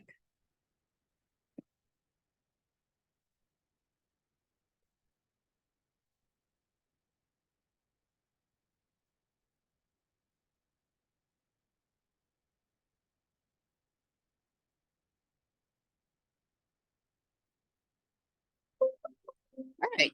The next thing I'm going to do, I can tell you what our color stops are now, 33, 34, and 35. So 33 is going to be this line in here of the decorative stitches. 34 is going to be this in here, and 35 is going to be our lettering. So I did a dark blue on the original. And I just feel like this was kind of light, this was kind of light, this was kind of light, and I felt like the dark blue just stands out. So you do whatever you want. I'm going to use a little bit lighter color for that this time, I think. And I think I might still do a blue, or maybe I will use, what am I doing? I still have, I have pink, and I have peach, and I have the blue. Here's my peach. And I think I'm going to go ahead and use this green that I used on the butterfly wings, because I think it'll be more complementary than having that really dark blue that kind of stood out.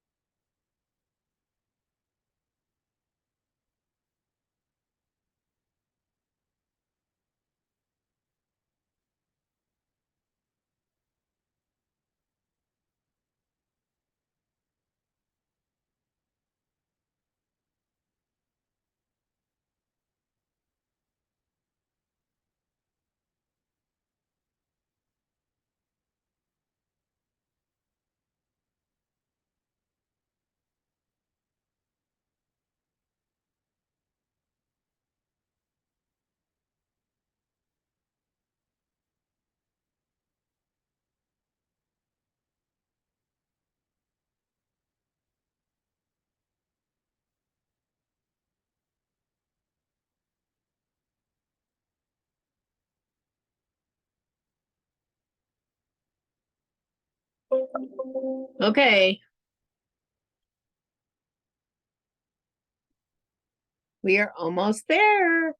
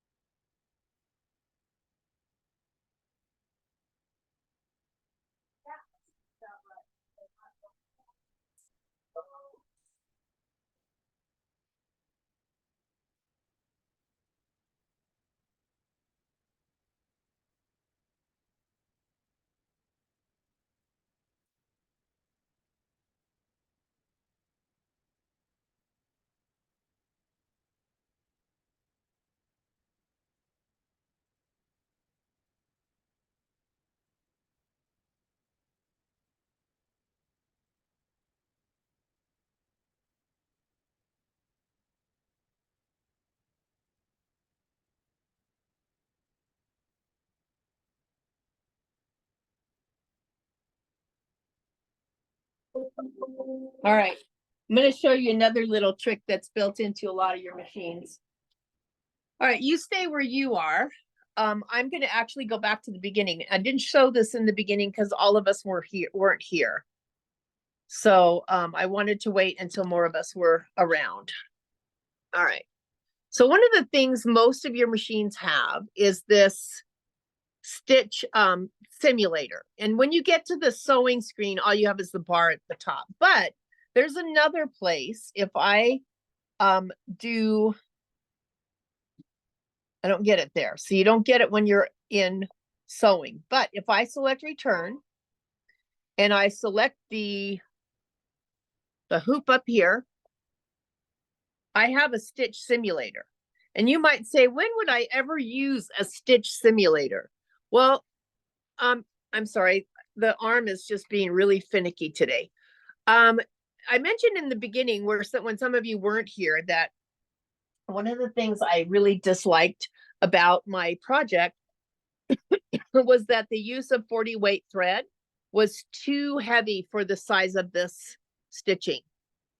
And I wanted to, in this one, I wanted to use traditional 40 weight thread for this and for the body here, but I wanted to have the opportunity to switch out and use 80 weight thread and an 80 weight bobbin for my small lettering, because that way I'll see my small lettering better.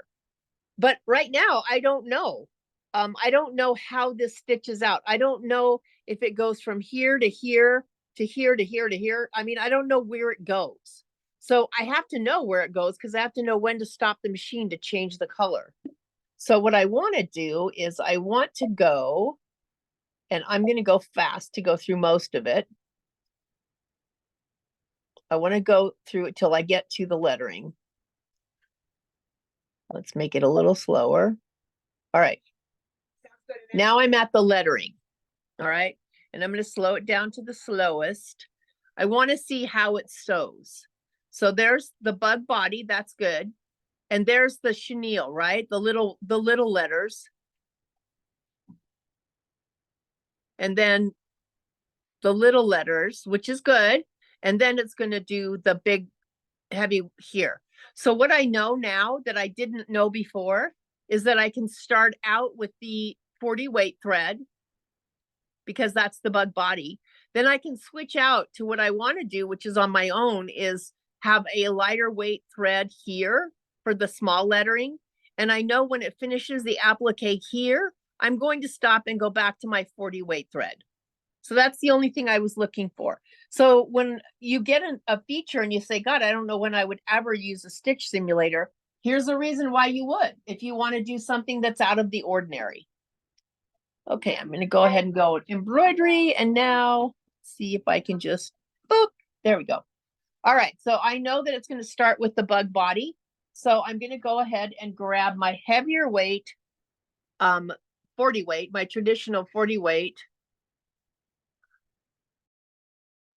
bobbin thread or 40 weight sewing thread. I'm going to leave my regular bobbin thread in there. And I'm going to get my other stuff ready. And I think you'll see the difference when this gets done stitching of why I did it. I know some of you out there are as picky as I am. So when I can you know, cater to your picky, then I feel like I've done all of us a service because I want to know how to make it be more what I want and less what I don't want. So I'm going to use the regular dark gray. And I know, because I use the stitch simulator, I know that when I hear it cut, when it's done sewing the middle of the bug, I'm going to stop the machine and change out my thread and my bobbin.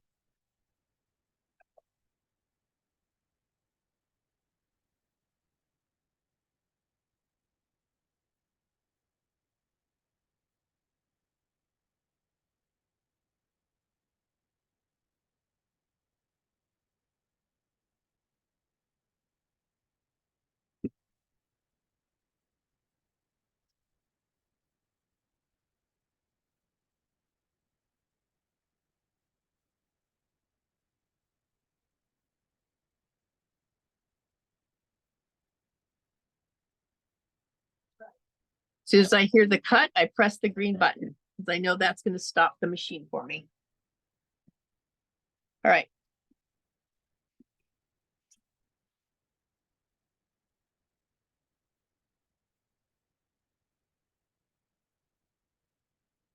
So why am I changing out? If I had 60 weight thread in the gray color, I would have used the 60 weight in the gray and not changed out my bottom bobbin. But we didn't have 60 weight in the gray. We only had the 80 weight, which means that in that situation, my bobbin thread would be heavier than my top thread. So you know that the reason that your bobbin thread should be lighter than your top thread is it pulls your top thread to the back so that you don't see bobbin's thread poking through.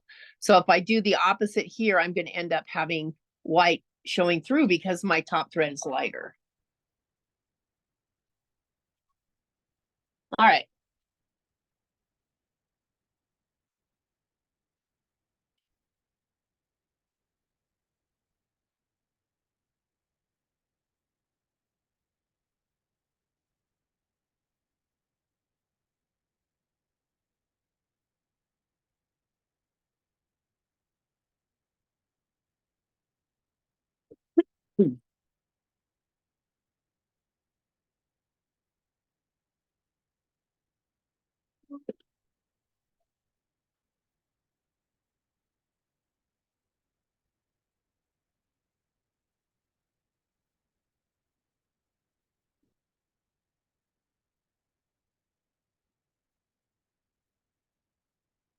All right, let's put them side by side.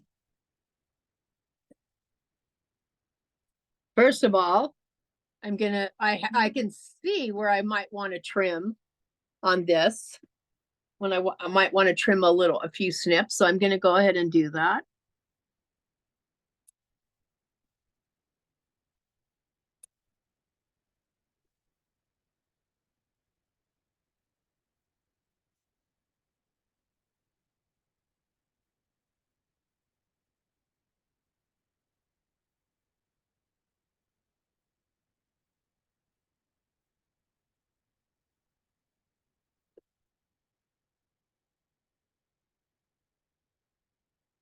I will get the rest of this afterwards. I just want to get a few of them.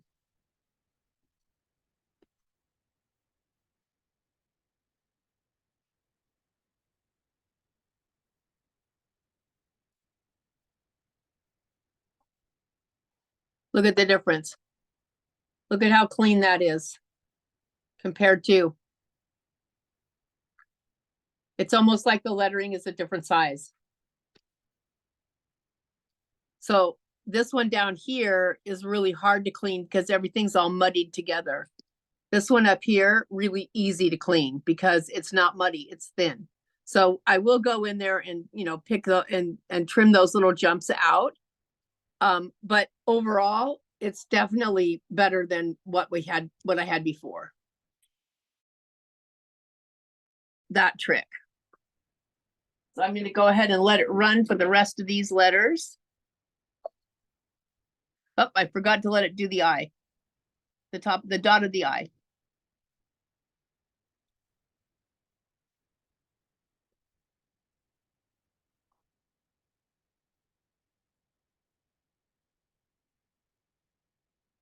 So 60 or 80 weight thread for small letters. You'll love it.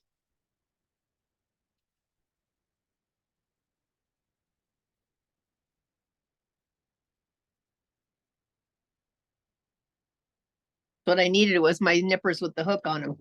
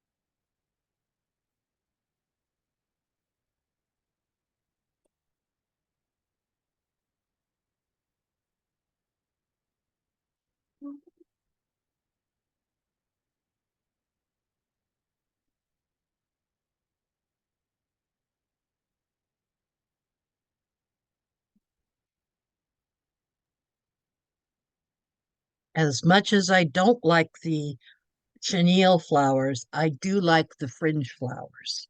Yeah, they I are love fun. the way they come out. I do love fringe. Yes, Yeah, and they fringe is come out fun. great. Yep. Sadly, that is not something I can recreate in Design Center or IQ Designer. I can in software, but I always like to try to find things that you can actually do if you don't have software, you know? So, but yeah, it is. I do love the fringe. Fringe is just fun. All right. So I've got the last thing there left to do, and it doesn't really matter. I'm going to leave my bobbin thread in my 60 weight, and I'm just going to put my regular thread back on. And if I had a piece of topper, I'd probably use it on this, but I don't, so I won't.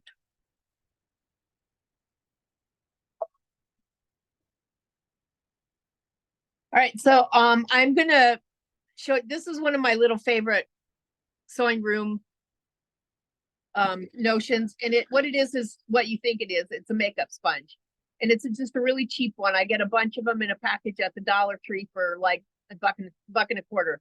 But I use this for actually wetting, to be able to wet in places around, because we're going to wet the back of this to dissolve the vanish thread. And it just works out better than spraying it, because spraying it seems to get it wet all over the place. You can kind of control where the water goes with the sponge. So that's how I'm going to do mine, is with the sponge and some water. It's also at, if I'm doing something that's on wash away stabilizer, and I do a pretty good job of trimming, but I just have a little bit left to go around the outside edges. That's the way I do that as well. Is I just get my sponge wet. I go around the edges a couple of times. I use really hot water. I go around the edges and they're done, and without getting the whole project soaking wet.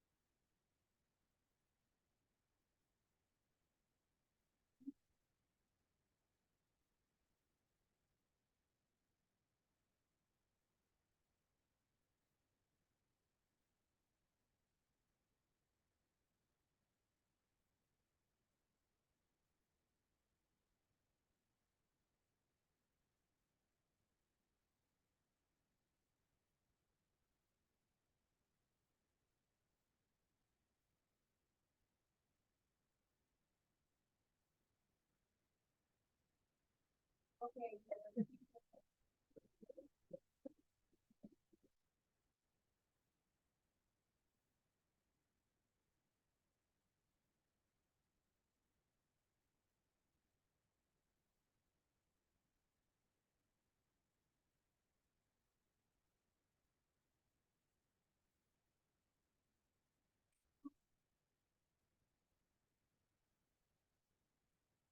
Finally, yay.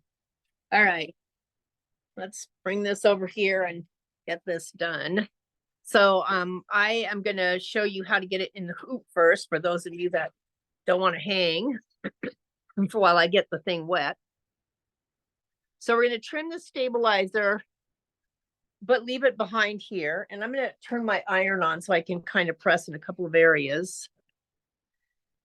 Leave it behind, just trim it to the basting line, to the where it basted onto your fabric. So we're gonna leave that there.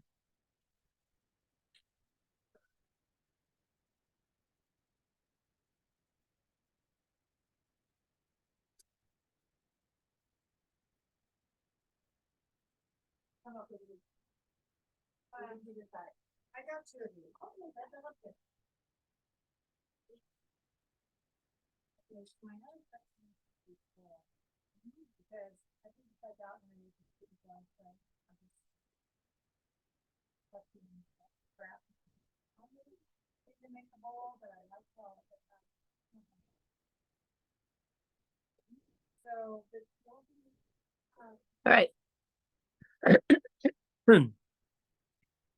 So this part is the front, this part is the back. So what I did is I actually lined the edges up from the back and then popped it into the front that way. Because that allowed me to keep close to that basting line. It wasn't perfect because guess what? The hoop's a little bit bigger. So I did still end up having to take out basting stitches. But that kind of gives you an idea now. On the fringe, I'm going to go grab some hot water.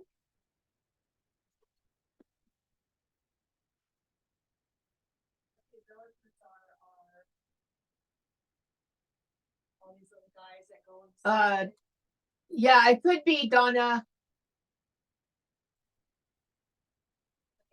Yeah, you can touch the screen. Yes, the screen is like your the screen, touching the screen while your machine is embroidery is like your emergency button.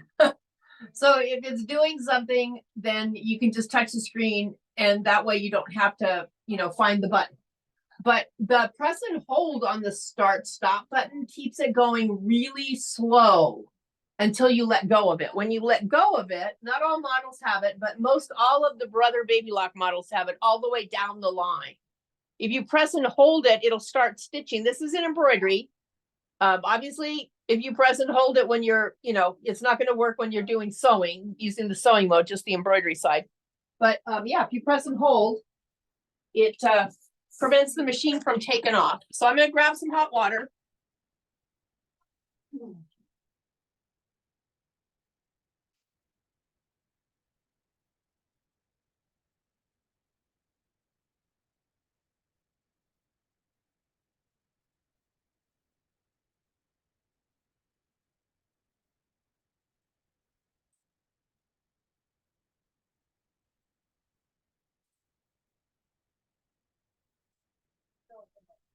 All right, so the other thing you'll read sometimes is that you can snip that thread. But if you look at this, I really don't have much of the vanish thread that's showing. And if I snip any of that and I can't see exactly what I'm snipping, then there's a really good possibility that I'm going to cut something that I don't want to cut. So I'm just going to take my sponge and dip it in the water. It's going to get all fat and fluffy. And then I'm just going to pat just right where I want it to go. I can't think that it would. And you may not get all of it. If I don't want to wet the whole project, then I might go at this at a couple of different tries. And you know what? I might let it dry in between.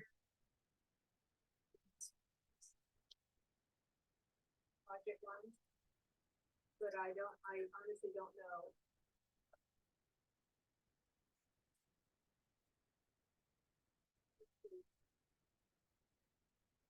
And then if you want to see if it's working, then gently, again, I use the end of my seam ripper. I can kind of start moving it and seeing if any of them are popping up. And you can see that some of them are. But all of that vanished thread has to be gone before all of the fringe comes up. See, look at that. Starting to pop up. I bought them. Can't buy it. So obviously I need a little bit more in there because if you look, what you want is all of the vanish gone so that the whole petal, if you want to call it a petal, the whole loop comes up.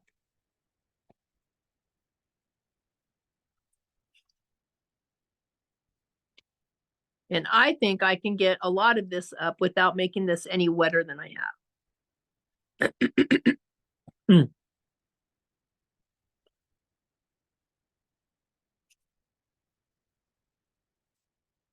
Little tiny bit of water. Look at, I'm going to take it out of the hoop for this so I can put it back in afterwards.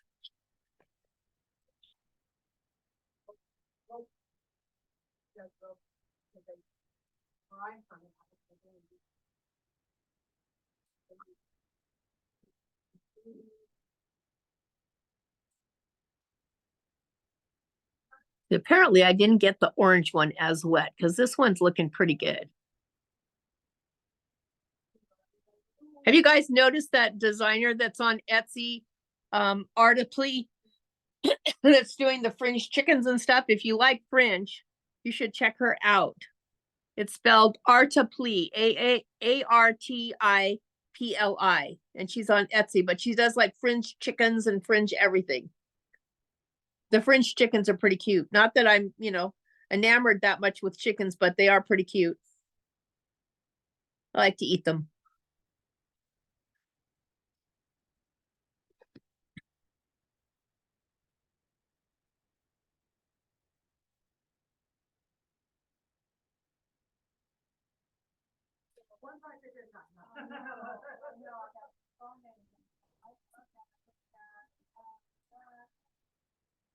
Look at that. I'm almost done. And I really didn't have to get the whole thing soaking wet. Yeah, if you, Donna, if you like fringe, she does some really fun stuff with fringe. It's kind of different. It's what I look for. I look for different. Most of us, I'm going to guess right here today, most of us have been doing this long enough that we just, we're not as easily impressed as we were when we first started. We want something that's a little bit different. Sometimes we want something that challenges us a little bit, huh? Come on. There we go. All right. So there's my fringe. So fun. I love fringe. Now I've got my iron heated up. I'm actually going to press this a little bit from the back, and I am going to pull out the rest of this basting stitch because I can see the line regardless. And my hoop that I'm putting it in is actually bigger than this basting line. So I'm never going to get it in the right place. Anyway. Thank you, Michelle. You're welcome. Thank you.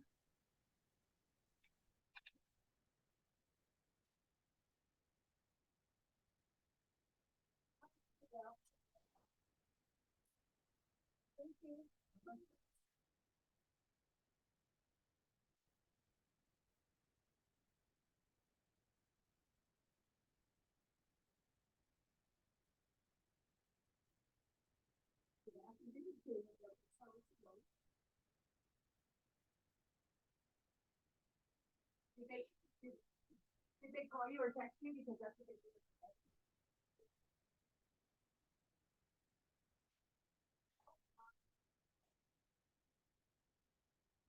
All right, almost there. Iron's still heating up anyway.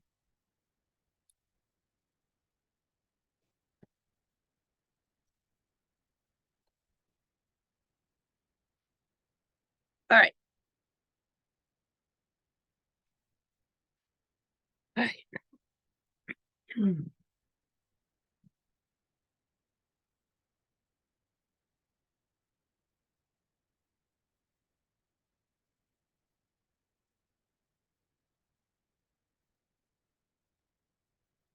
Can see I'm pressing pretty hard, and then I'm gonna go over it.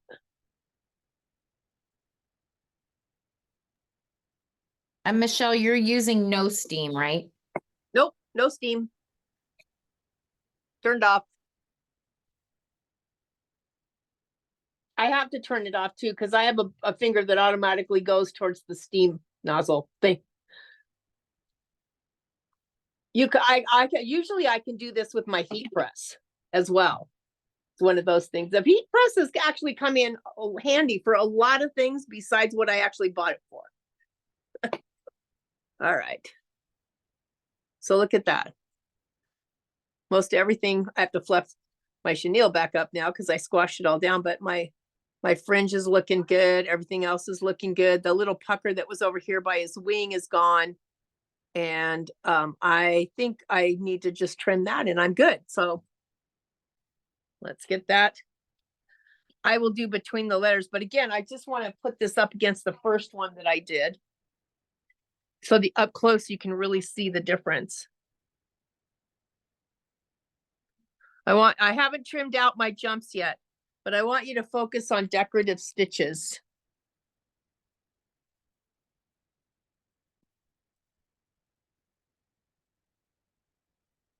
Here's decorative stitches as it was done with 40 weight. Here's decorative stitches done with the 80 weight. I mean, you can really read it a lot better. So if you do stuff that has small stitching on it, it's probably a good idea to use a, lettering that you do a lot, like monogramming, personalizing, things like that. If you've got a lot of stuff that you do, it's probably going to be better if you use a 60 or 80 weight thread for your lettering. You're going to like it a lot better. Can put that in there now.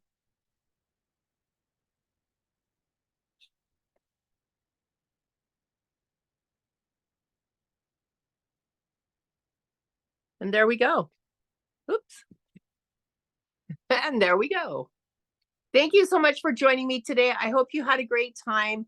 I will be putting this video up on our YouTube playlist under Digital Dealer 2024. If you go to A1 Vacuum and Sewing's YouTube page, and once you get to our YouTube page, there's playlists there. You can click on the playlist. You can see all of them. And also we have a 2024 Digital Dealer Facebook group that we also post this video into. So, and I will send you the link to join that group if you're not in it already.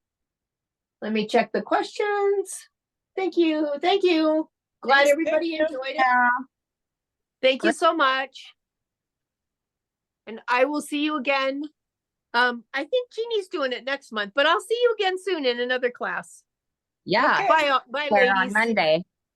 Yes, you will. I have several of you in my class on Monday. We're going to have a great time. I'm ready. Good. So am I. Bye-bye. Bye-bye.